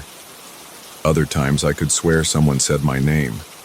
It felt like I was walking into a place where I wasn't welcome, like I was crashing some gathering that wasn't meant for me. It all sounds strange, but that's how it began. It wasn't some gradual thing. I noticed it one evening and then it became almost a nightly occurrence. I work an office job in the city. I usually leave around 7 p.m., and by the time I reach the viaduct, it's already dark or close to it. This particular viaduct spans about 50 feet, with concrete walls on both sides and a few weak overhead lights that flicker at random times. On most days, there are cars passing by above, but you only hear them faintly. The space underneath always feels stale, like a sealed chamber. I'd walk through, hearing my own footsteps echo. Then I started catching these faint voices. They were too faint to make out at first. I'd just hear a quiet chatter, as if 2 or 3 people were whispering. I remember the first time I really noticed them. I stopped walking for a second, turned my head and listened. The voices went quiet. I tried to see if anyone was around, but the corners are dark and the lights don't help much. I shrugged it off, thinking maybe a couple of people were on the far side. I went home, feeling a bit rattled but not entirely scared. The next day, the whispers returned, a bit louder. It made me tense. I felt a knot in my stomach. I started walking faster until I reached the other side. The moment I stepped out into the brighter street, the voices vanished. It was like a switch had flipped off. At first, I assumed it might be some homeless group staying there. It wouldn't be unusual in that area. I called the police a few days later because the noise was getting too creepy. I thought maybe there was some camp hidden behind the concrete columns. The police showed up, walked around, used flashlights, but found no one. They told me it was empty, that there weren't any signs of bedding or personal items. One officer asked if I might have heard echoes from somewhere else.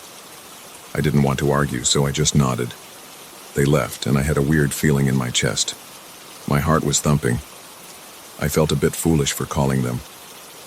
But the next day, the whispers were back, just as I approached the midpoint of the viaduct.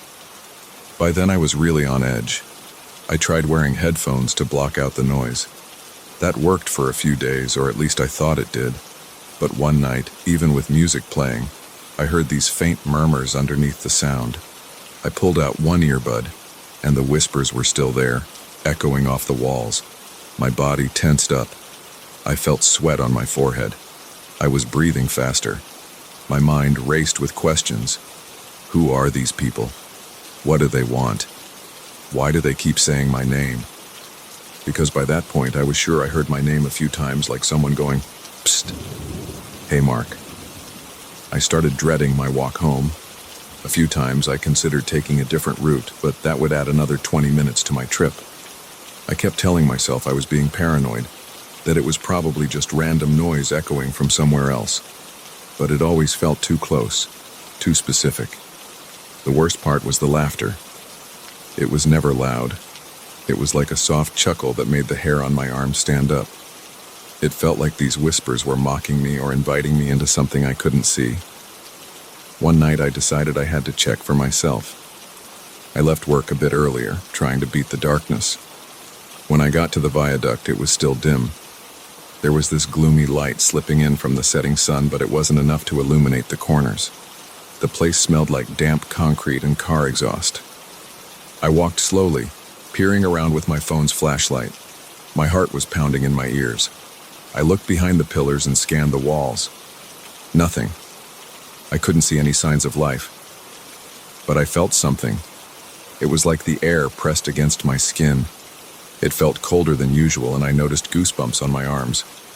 I stood there, phone flashlight pointing around, trying to see if there was a hidden alcove or something that I had missed.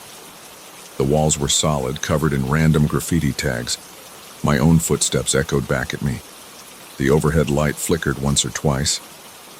That's when I heard the whisper right behind me, like someone standing a foot away.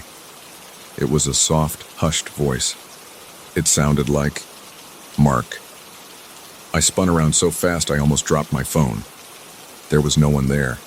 I yelled out something like, "Who's there?" My voice echoed. My pulse was racing. My chest felt tight, and I noticed my mouth was dry. I decided to back away. As soon as I moved toward the exit, I heard faint giggles. They weren't hysterical laughs. They were those quiet, mocking laughs that you get when people are messing with you. I took a few more steps, and the laughter and whispers seemed to follow like they were trailing me. The second I stepped out into the street, it all went silent again. My shoulders felt stiff, and I realized I'd been clenching my jaw the entire time. I went home, locked my door, and tried to calm down. I kept telling myself there must be a logical explanation. Over the following weeks, I experimented. I walked slower under the viaduct sometimes, and other times I ran through it. Running just made the adrenaline spike worse, but the effect was the same. I heard whispers, laughter, or my name once or twice, then nothing when I left the darkness. The tension built up in my chest every time I approached. My legs felt shaky. My palms got sweaty. I started to feel this sense of dread about 15 steps before I even entered that place. Some days I'd linger outside, contemplating if I should just take the longer route, but I often pushed myself to keep going because it was late, and I was tired.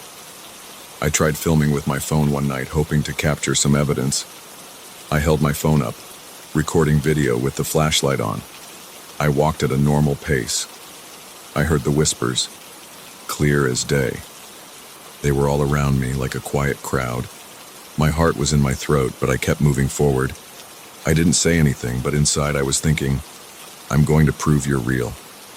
The moment I got out, I stopped the recording and played it back. There was nothing but static and the sound of my footsteps. No voices, no laughter. I felt my stomach twist. I played it again in my apartment, with headphones, straining to hear. Nothing. Just me breathing, and the echo of my steps. I started doubting my own senses. Maybe I was hallucinating from stress or exhaustion. Work had been tough and I wasn't sleeping well, but it felt so real. My ears would buzz with leftover tension even after I got home. Sometimes late at night, I'd recall the sound of my name whispered in that echoing darkness. I tried confiding in a coworker, but he looked at me like I was telling a ghost story. He joked that I should carry pepper spray or something. I laughed it off in the moment, but inside I felt isolated. A month after this started, I decided to call the police again, but not to file a report. I just asked if they had any updates about unusual activity under that viaduct. They said no. They hadn't gotten any other calls, and the officers who checked before didn't see anything suspicious. I thanked them and hung up, feeling an uneasy knot in my gut. One day I left work later than usual. It was close to 9 p.m., and the sky was pitch black. I was bracing myself for that walk. As I neared the viaduct, my shoulders tensed up and I took a deep breath. I passed under the first light, which was flickering. The area smelled like wet pavement because it had rained earlier. My shoes made this splashing sound in a small puddle. I heard a whisper to my left. Something like, "He's here." But it was so soft I wasn't entirely sure. I glanced that way, shining my phone, and saw nothing. I kept walking, trying to focus on moving forward. That's when a loud hiss broke the silence. It was like a rush of air, but it sounded almost like an exhale from multiple people. I froze. My heart pounded so hard it felt like it was in my throat. My mind screamed to run, but my legs felt like they were stuck. I couldn't see anything except the dark spaces behind the pillars. My breath got shallow.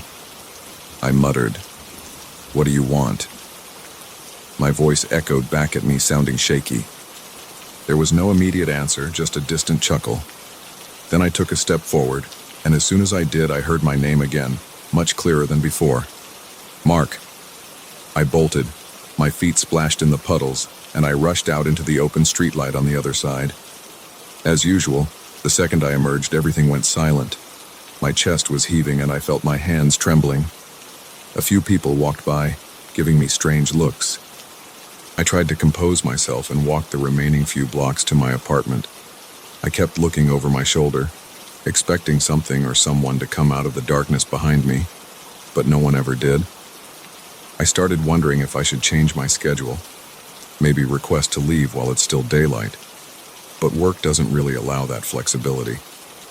I also thought about driving, but I don't own a car, and public transport doesn't get me close to my apartment. I felt cornered. I had to keep passing under that viaduct night after night, hearing the same whispers, the same suppressed laughter. A few weeks ago, I decided to try a different approach. I armed myself with a bright flashlight, one of those heavy-duty ones that security guards use. I walked under the viaduct, shining the light in every direction, slow and methodical, looking for anything. The voices started as I reached the center. They didn't sound panicked or angry. It was like they were amused. I could hear them moving around me, but I couldn't see a single shape. The beam of my flashlight showed nothing but damp concrete and garbage on the ground. My body reacted on instinct. I felt a chill down my back, and I gripped the flashlight tighter. My jaw clenched. My breath got stuck in my throat. I turned in slow circles, shining the light. It felt like the voices surrounded me, but no matter where I pointed that beam, there was only empty space. I yelled, "Show yourself." I was angry at that point. My heart was hammering, but I was also frustrated. I'd had enough of feeling terrified. I was shaking, but I wanted to face whatever was messing with me. I stood there a few seconds, breathing hard, light pointing around. Then, out of nowhere, I heard this short burst of laughter, really close to my ear. I spun around, but it was just darkness. I could feel my pulse throbbing. My eyes stung with sweat. I realized I couldn't handle it. I rushed out again, the flashlight jumping around in my hand. When I reached the end, the voices stopped, as they always do. Since then, nothing has changed. Every time I go under that viaduct, the same thing happens. I hear them. They whisper my name. They laugh. They move around me in the darkness, but I never see them. I can't record them. I can't prove they're there. Sometimes I wonder if it's all in my head, but it feels too real, too immediate. My body reacts with genuine fear. My heart pounds. My muscles tighten.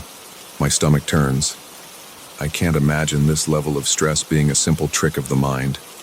It's like a recurring nightmare that I can't escape because it's right there on my route home. I don't know what they are. I don't know if they're people messing with me or if they're something else. The cops didn't find anything, and I've never seen a single person lurking there.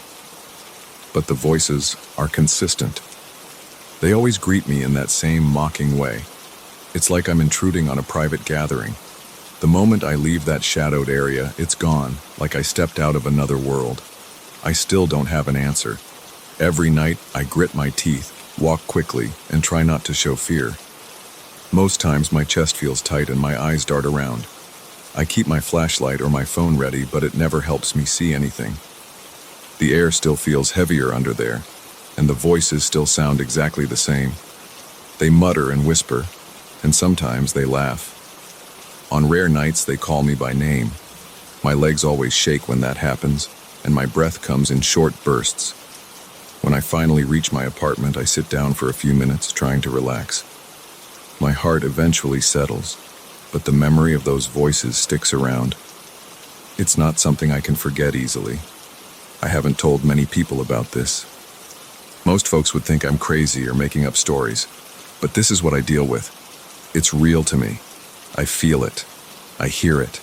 I can't ignore it. I don't know what those whispers want. Maybe they want nothing at all. Maybe they're just there, like some leftover echo. But it feels personal every time they say my name. It feels directed. I've run through all kinds of ideas in my head. Ventriloquists, hidden speakers, pranks. None of them make sense. The police would have found something. The camera on my phone would have picked up some hint. Yet I end up with nothing. For now, I live with it. I walk under that viaduct, bracing myself for the soft voices that seem to rise from the shadows. I listen to their laughter, short and cruel. I feel the tightness in my chest and the tingling on the back of my neck, and I keep moving forward until the light of the street lamp hits me. Then I'm free. But I know the next night it'll happen again, and I have no clue how to make it stop. All I can do is keep my head down, keep walking, and hope that one day, maybe, they'll lose interest. Until then, I'm stuck with this nightly reminder that something out there is waiting in the darkness, whispering my name.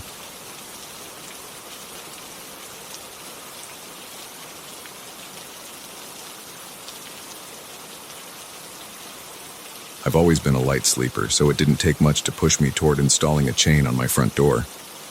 I'm not talking about the usual deadbolt that comes with the place. I'm talking about a second, thicker chain that I mounted myself, anchored in 2 spots to make it extra secure. I did it to feel safer at night, but I never expected it would lead to anything strange. Now I wish I could sleep without checking if that chain is still locked in place every time I wake up. I live alone in a small apartment building near a busy street. Trucks and buses rumble by during the day, so I originally chalked up a lot of noises and vibrations to normal city life. I figured any movement on the doors or windows probably came from that. But sometimes, around 2 or 3 in the morning, I'd wake up, thirsty as hell, and head to the kitchen. My kitchen is down a short hallway that passes through the living room. My front door is across that living room. One night, about 2 weeks after I installed the chain, I woke up with a dry mouth. My bedroom door was open, and I stepped into the hallway like always. The hall light was off, so I relied on the dim glow from a street lamp that filtered in through the blinds in the living room. I took a few steps and glanced over at the door, a habit I developed after installing the chain.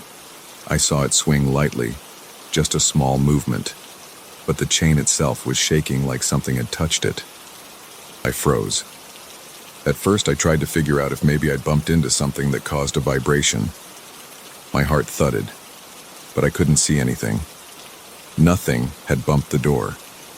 There were no trucks passing by outside. The street was pretty quiet. I didn't hear footsteps in the hallway either. I slowly walked up to the door, put my hand on the chain, and felt it swinging in tiny arcs. I stood there for maybe 20 seconds, watching it slow down. After that, I unhooked it, opened the door, and peeked outside. The hallway of the building was empty. Nobody there. No sounds of footsteps on the stairs. I remember locking the door again and hooking the chain, then getting my water and heading back to bed. I didn't sleep well. My thoughts were stuck on that chain moving. I spent the night thinking there was some rational explanation, like a truck rumbling past. I told myself it was probably nothing, but that small movement stuck with me. It felt odd, like someone had just flicked it and stepped out of view. The next morning, I checked the screws on the chain. I tested it by opening and closing the door a few times, then waited to see if anything made it shake. When I slammed the door, the chain rattled a bit, but it wasn't the same kind of movement I'd seen that night. That night, it looked like a gentle, steady sway, almost as if a hand had lifted it and let it drop. I tried to shrug it off, telling myself it was my nerves or maybe the building settling. I didn't mention it to anyone. It didn't seem important enough at the time, and I didn't want people thinking I was jumpy. Things went back to normal for a few days. Then it happened again. It was around 3 in the morning. I'd gone to bed late and I woke up thirsty. I sat up, tossed off the sheets, and walked toward the kitchen. As I reached the living room, I caught sight of the chain in the dim light again. It was swinging. This time I felt a jolt in my chest. My stomach tightened. I crept closer to the door, which was still closed. The metal chain links were swaying back and forth. It lasted a few seconds. Then it slowed and hung there. I stood there, breathing heavily. My mind raced with all sorts of possible explanations. I put my ear to the door, listening for anyone outside. Nothing. I flipped on the living room light. The room was empty. No sign of a draft or anything that could have moved the chain. I tried jiggling the knob. It moved a bit, but the chain stayed still this time. I opened the door, checked the hallway, locked it again, and went for the water. My throat felt scratchy. My pulse was hammering so hard that when I brought the glass to my mouth, it almost slipped from my hand. After that second time, I started feeling uneasy. I stopped leaving my bedroom door open at night. I locked both the deadbolt and the chain, then closed my bedroom door and tried to block everything out. But each time I heard the slightest noise during the night, I'd tense up and hold my breath. In the morning, I'd do a quick inspection of the chain, just to make sure everything looked normal. It always did. A week passed. I was back to my routine, except I couldn't shake the awareness of that chain. One night, I stayed up watching television until around midnight. I turned off the TV, locked the door, checked the chain twice, and went to bed. Around 2:30, I woke up again with that annoying dry mouth. I felt nervous even before I sat up. My arms felt a bit sweaty. I tried to ignore it. I told myself it was just thirst or maybe a nightmare, but I couldn't ignore the feeling that something was off. I pulled on a t-shirt, opened my bedroom door, and headed down the hallway. I looked toward the front door. The chain was still. I gave a sigh of relief. I thought, maybe it's over. Maybe it was just a couple of freak coincidences. I made my way to the kitchen, flipped on the small light there, poured water into a glass, and leaned against the counter to drink. The tile was cold under my feet. I could feel my heartbeat slowing down a bit. Suddenly, I heard a quiet clicking sound. It was so faint that I might have missed it if the kitchen fan had been on or if the TV had been playing. But the apartment was silent. The only other noise was the hum of the fridge. That click came from the direction of the living room. My hand tightened on the glass. I set it on the counter and walked back toward the living room, slow and quiet. When I got to the doorway, I saw the chain swinging again, but it was almost done moving. It was just a gentle back and forth sway. I felt my pulse pound in my temples. I took a step closer, watching it. The door was still shut. The deadbolt was locked, and the chain was attached. It looked like someone had tugged on it or tried to slide it out of the bracket. I stood there, breathing hard, trying to think of any reason. Was there a draft? There was no breeze I could feel. My windows were closed. The door was solid. The chain wasn't loose. I reached out and touched the chain. It felt cold under my fingers, and I could still sense the tail end of the movement. I stayed there for a while, listening to my own heartbeat. I could smell my own sweat. I felt trapped, like I was missing something right in front of me. Finally, I forced myself to open the door again. I checked the hallway. Empty. I listened for doors closing or footsteps. Nothing. I closed it, locked it, stood on the other side, and just stared at that chain, waiting to see if it would move again. It didn't. I tried to go back to bed, but I couldn't sleep. I kept picturing that chain moving on its own, as if an invisible hand had just unlatched it. I started to wonder if someone had found a way to slip something through the gap in the door and was messing with me. I measured the door gap. It's not that big, but maybe someone with a thin wire or tool could do it. But why would they do it so softly, and only at night when I'm awake? The next day, I went to a hardware store and bought a little motion detector alarm. It's one of those battery-powered gadgets that sticks to the door and frame. If the door moves, it sets off a short beep. I installed it in a spot where the chain was. I figured if anything jostled the chain, it would move the door enough to trigger that small alarm. I tested it a few times by opening the door slightly. It worked fine. That night, I went to bed determined to catch whoever was doing this. I wasn't sure if it was a prank or something worse. I forced myself to stay awake as long as I could. Around 1 a.m, I was still awake, reading on my phone, when I heard a faint beep. It was so short I almost doubted I heard it. But I knew it was the motion detector. My heart pounded. I jumped out of bed, grabbed my phone for a flashlight, and hurried into the living room. By the time I got there, the chain was swinging again. The beep had stopped. The door was still locked, the deadbolt was still in place, and the chain was secured. I felt an adrenaline rush. I switched on the overhead light and flung the door open. The hallway was empty. There was no way for anyone to run off that fast without making noise. I stepped outside in my boxers, looked around, and saw nobody. I couldn't hear footsteps. I came back in, shut the door, and locked it. The chain was cool to the touch, and it swung for a moment before resting.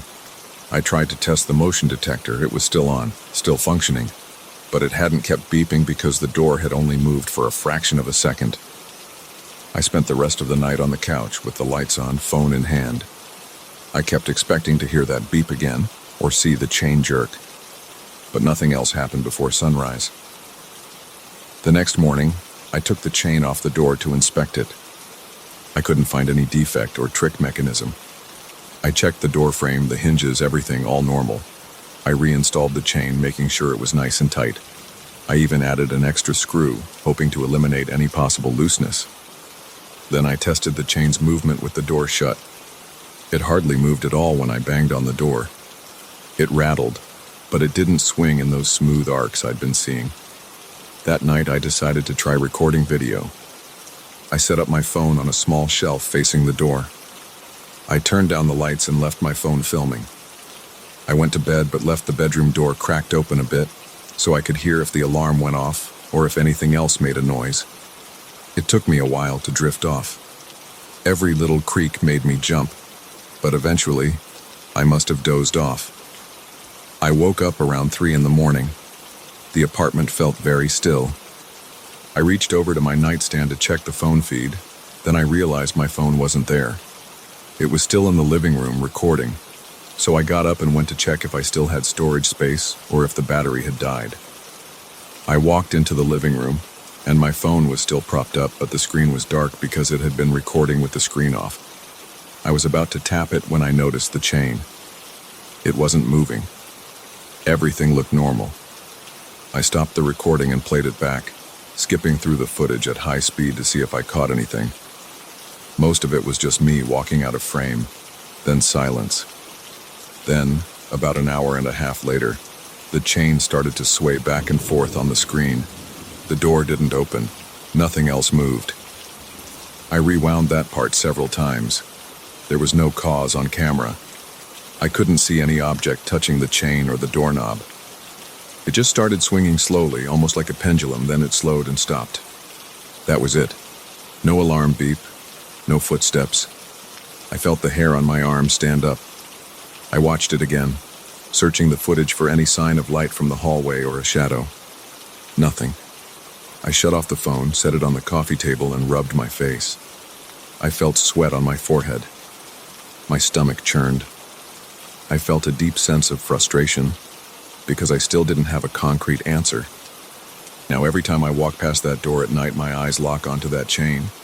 I keep expecting to see it swing. Sometimes I stay up just to watch it. I do everything I can to check for any normal explanation. I look for drafts, vibrations, anything. It hasn't stopped. About every second or third night, I wake up to that chain moving like something just lifted it and let go. Every time I open the door, there's nobody outside. I haven't told my neighbors or the building manager. I don't even know what I'd say. I've considered moving, but that feels like running away from something I can't prove. I've also thought about removing the chain altogether, but that leaves me feeling vulnerable.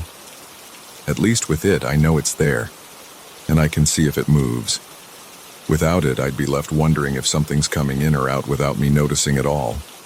So I leave it. Each night, I still lock my door and latch that chain. Each night, I glance over whenever I hear any noise. Each night, I wonder if I'll wake up again, look across the living room and see it swaying back and forth, taunting me. Sometimes I stand there in the dark, in my shorts and t-shirt, and stare at the chain until my eyes burn. And still it moves on its own schedule. Never when I'm fully watching, always when I step away. All I know is that something is making that chain move. I don't see a hand or hear footsteps, but I feel the tension each time I watch those metal links clink against each other. I've tried to rationalize it. I've tried to catch it in the act. I've tried alarms, video, everything. Nothing stops it, and nothing explains it. That's where I'm at right now. I check the chain when I go to bed. I check it again if I wake up in the middle of the night. Sometimes I find it swinging, sometimes I don't. but I never see who or what is causing it. And that unsettles me more than anything else.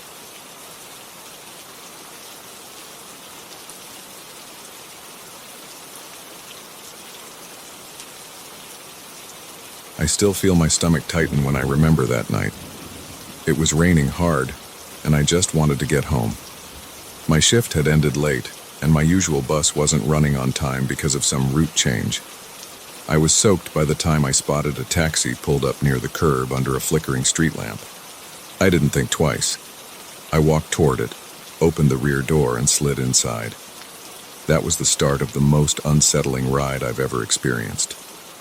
I settled into the back seat and tried to brush some water off my jacket. The interior smelled like damp fabric and stale cigarette smoke.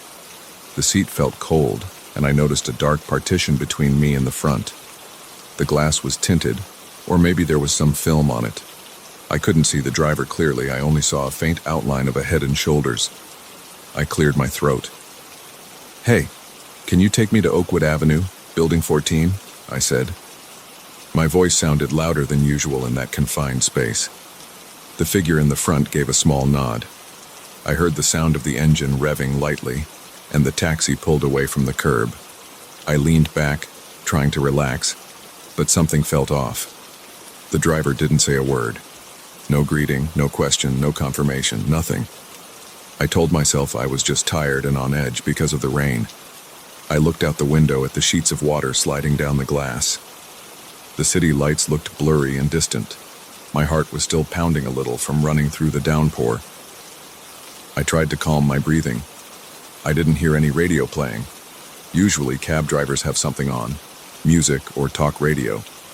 This one had nothing, just the rain pounding on the roof and the faint hum of the motor. I reached for my phone to check messages or maybe distract myself, but I realized the battery was almost dead. I clicked it on for a second, saw the low battery warning, and decided to save it in case I needed it later. I jammed it back into my pocket. The only sounds were the squeak of the windshield wipers and the patter of rain against the windows. We moved through a couple of intersections, passing only a few cars that splashed water across the street. The city felt oddly empty. I tried to spot the driver's face in the rearview mirror, but I couldn't see his eyes or even the shape of his features. The mirror looked angled in a way that blocked my view. I leaned forward a bit. "Long night, huh?" I said. I felt my voice catch in my throat because something about the silence felt uncomfortable. There was no response. I cleared my throat again. "Yeah, it's a rough one out there." Still nothing. I could only see the faint silhouette of the shoulders and a slight shift of movement as the driver turned the steering wheel. My skin started to prick with tension. I reminded myself that not everyone wants to chat. Some drivers prefer quiet. No big deal. I forced my gaze back to the street outside. The neighborhood light streaked by and the water on the window kept distorting everything. My muscles felt tight. I shook out my hands, trying to stay calm. I noticed the meter's red numbers glowing. They seemed to climb pretty quickly, but I couldn't see the exact fare because part of the partition blocked it. I decided not to worry about it. I just wanted to get home, peel off my wet clothes, and sit down with something hot to drink. We turned onto a narrower road. The headlights bounced off puddles, creating quick flashes of light inside the car. I thought about trying once more to talk to the driver, but a strange feeling in my gut warned me not to. My ears felt hot, and my jaw was clenched. I looked down at my hands. They were slightly shaking. Finally, we turned onto Oakwood Avenue. I recognized the old diner on the corner. The place was closed, but its neon sign still flickered behind the metal gates. My building was just down the block. I felt relief flood through me. I couldn't wait to get out of that cramped seat. When the car stopped in front of my place, I grabbed my wallet. I expected the driver to say something like, "That'll be X amount of money," but I heard nothing. I saw the silhouette shift, as if he was waiting for me to pay. I opened the door and stepped out, letting the rain hammer my shoulders. Then I turned back, money in hand. I leaned forward to speak through the open rear door. "Hey, how much do I owe you?" I said, my voice a bit shaky. But I saw nothing. The partition was still there, dark as ever, and the driver's seat looked dim. I squinted. I couldn't see a single detail of a person. The entire driver's area looked empty. I felt my pulse spike. I walked over to the driver's door, which was closed. The window was rolled up. The engine was running, and the windshield wipers were still going. The key was in the ignition, and it was turned. But I didn't see any hands on the wheel or any figure in the seat. I knocked on the driver's window. No response. I leaned closer, cupping my hands around my eyes to see inside. The seat was there, the steering wheel was there, but nobody was behind it. My breathing got shallow. My throat felt tight. The smell of rain and exhaust fumes filled my nostrils. My heart was hammering so hard it hurt. My mind raced. I looked around to see if someone had jumped out silently, but the sidewalks were empty, just the streetlights reflecting on wet pavement. I stepped back and stared at the taxi. The door was locked from the outside. The engine was on. The wipers were on. The interior lights were off. There was nobody in the front seat. I felt sweat mix with the rain on my forehead. I didn't know what to do. I glanced at my building's entrance. It was only a few steps away, but I couldn't just run inside. I had to settle the fare. I had to understand what was happening. I opened the rear door again. The backseat lights came on for a moment, revealing the partition. I still couldn't see through it very well, but the driver's seat area looked empty. "Hello?" I called, my voice unsteady. No answer. I wasn't sure if someone was playing a trick on me. Maybe the driver had stepped out for a moment, but the doors were all closed, the windows were shut. I felt my breathing speed up. I decided to leave the money on the seat. I counted out what I guessed was enough to cover the fare plus a tip. My hands were trembling. I placed the bills carefully on the cracked vinyl and looked around one last time. Nothing moved in the front seat. I mumbled something like, "I'm leaving the money," even though I doubted anyone could hear me. I pulled out of the car, closed the rear door gently, and took a few steps back. I stood there in the rain, watching the taxi idle. My heart pounded, and my legs felt stiff. I was soaked. The overhead streetlight flickered, making the car's paint look dull. I stared at the driver's window, half expecting it to roll down or reveal a face. Suddenly, I heard the engine rev. It was a quick burst of sound that made me jump. I stumbled back, splashing into a shallow puddle. The taxi's tires squeaked against the wet asphalt. The car lurched forward, headlights shining against the rain. Then it accelerated and turned the corner at the end of the block, disappearing from view. I stood there, water dripping from my hair into my eyes, completely confused. My chest felt tight and my arms were tense. I couldn't wrap my head around what I'd just witnessed. There was a car driving off without anyone in the front seat, or at least that's what it looked like. I shivered, not just from the cold, but from the realization that something very strange had just happened. I hurried to my building's entrance, fumbling with my keys.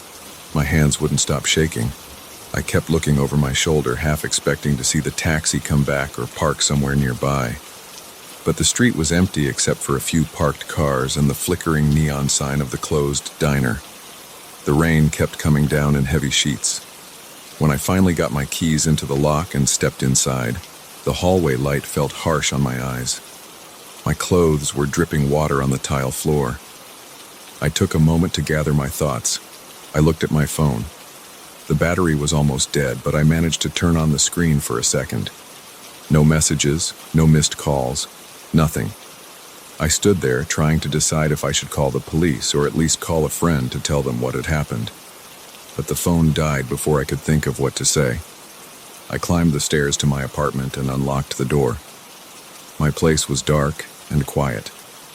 I slipped off my shoes and jacket, letting them fall in a soggy mess near the door. My heart was still beating fast. I flipped on a light and walked to the kitchen. I felt a wave of relief just being inside my own space, away from that taxi. I poured myself a glass of water. My hands shook a bit and I spilled some on the counter. I drank quickly, trying to steady my nerves. Then I went to the bathroom and looked at myself in the mirror. My hair was a mess, my eyes were wide, and my face looked pale. The fluorescent light made me look even worse, but I could see how rattled I was. I tried to process everything logically. Maybe the taxi had some automated feature, but that didn't explain why I'd seen a driver's silhouette, or why there was no one in the driver's seat when I tried to pay. I started pacing around my small living room, listening to the drips of water coming off my jacket and onto the floor. I turned on the TV for some background noise, hoping it would calm my nerves. A late-night talk show host was yelling at the camera, but I wasn't really listening. My mind kept going back to that silent figure behind the wheel, the tinted partition, and the empty front seat. After a minute, I shut off the TV. I walked to the window and peered through the blinds. I could see the street below. The rain had slowed, but the ground was still wet. A single car passed by, but it was just a normal sedan. I breathed out and felt a little tension leave my shoulders. I told myself that maybe I was just tired, and maybe the driver had climbed out for some reason at the last second. Still, it didn't add up. I checked the time on my microwave clock. It was later than I thought.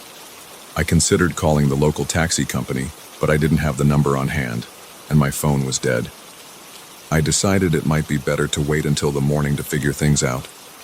I grabbed a towel from the bathroom and dried my hair. I changed into dry clothes, my hands still a little shaky. My heart rate was returning to normal, but every now and then, I felt a jolt in my chest. I thought about how bizarre it was that the car had just taken off with no one at the wheel. That image kept replaying in my head. Headlights bouncing, engine revving, and then the empty front seat disappearing around the corner. I didn't have an explanation. I was angry at myself for not pulling out my phone sooner to snap a picture, but I'd been too shocked. Besides, my battery was almost done. I turned off the lights in the living room and stood there in the darkness for a while. My ears were still keyed up, listening for any sound outside. I felt a slight chill on my arms, probably from the damp shirt I had been wearing. The memory of the partition and the silent shape sitting there made my skin crawl. Eventually, I forced myself to go to bed. I lay awake, staring at the ceiling, listening to the drip of water from my jacket into the plastic tray I'd set beneath it.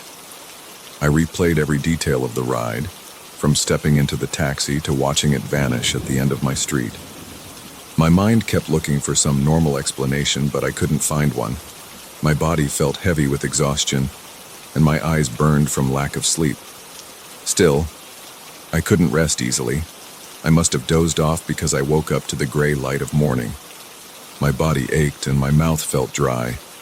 My mind was groggy, but as soon as I remembered the previous night, I felt my stomach clench again. I charged my phone for a bit and then decided to see if I could find any record of a taxi near my place. I searched for local companies online. I called one or two, but they had no report of a car picking someone up in that area at that time. No one had any driver who matched my description of not speaking or ignoring a passenger. At that point, I felt a dull headache forming. I stopped calling around because it was just making me more tense. I kept telling myself it was real. I'd been inside that taxi. I'd smelled the cigarettes and wet upholstery. I'd seen the meter glowing. I'd heard the engine. It wasn't just a dream. I spent the rest of the morning trying to go about my usual routine, but the memory wouldn't leave me. I kept recalling the instant when I leaned in to pay and realized the front seat was empty. It made the hair on my arms stand up every time I pictured it. That night, I stayed in.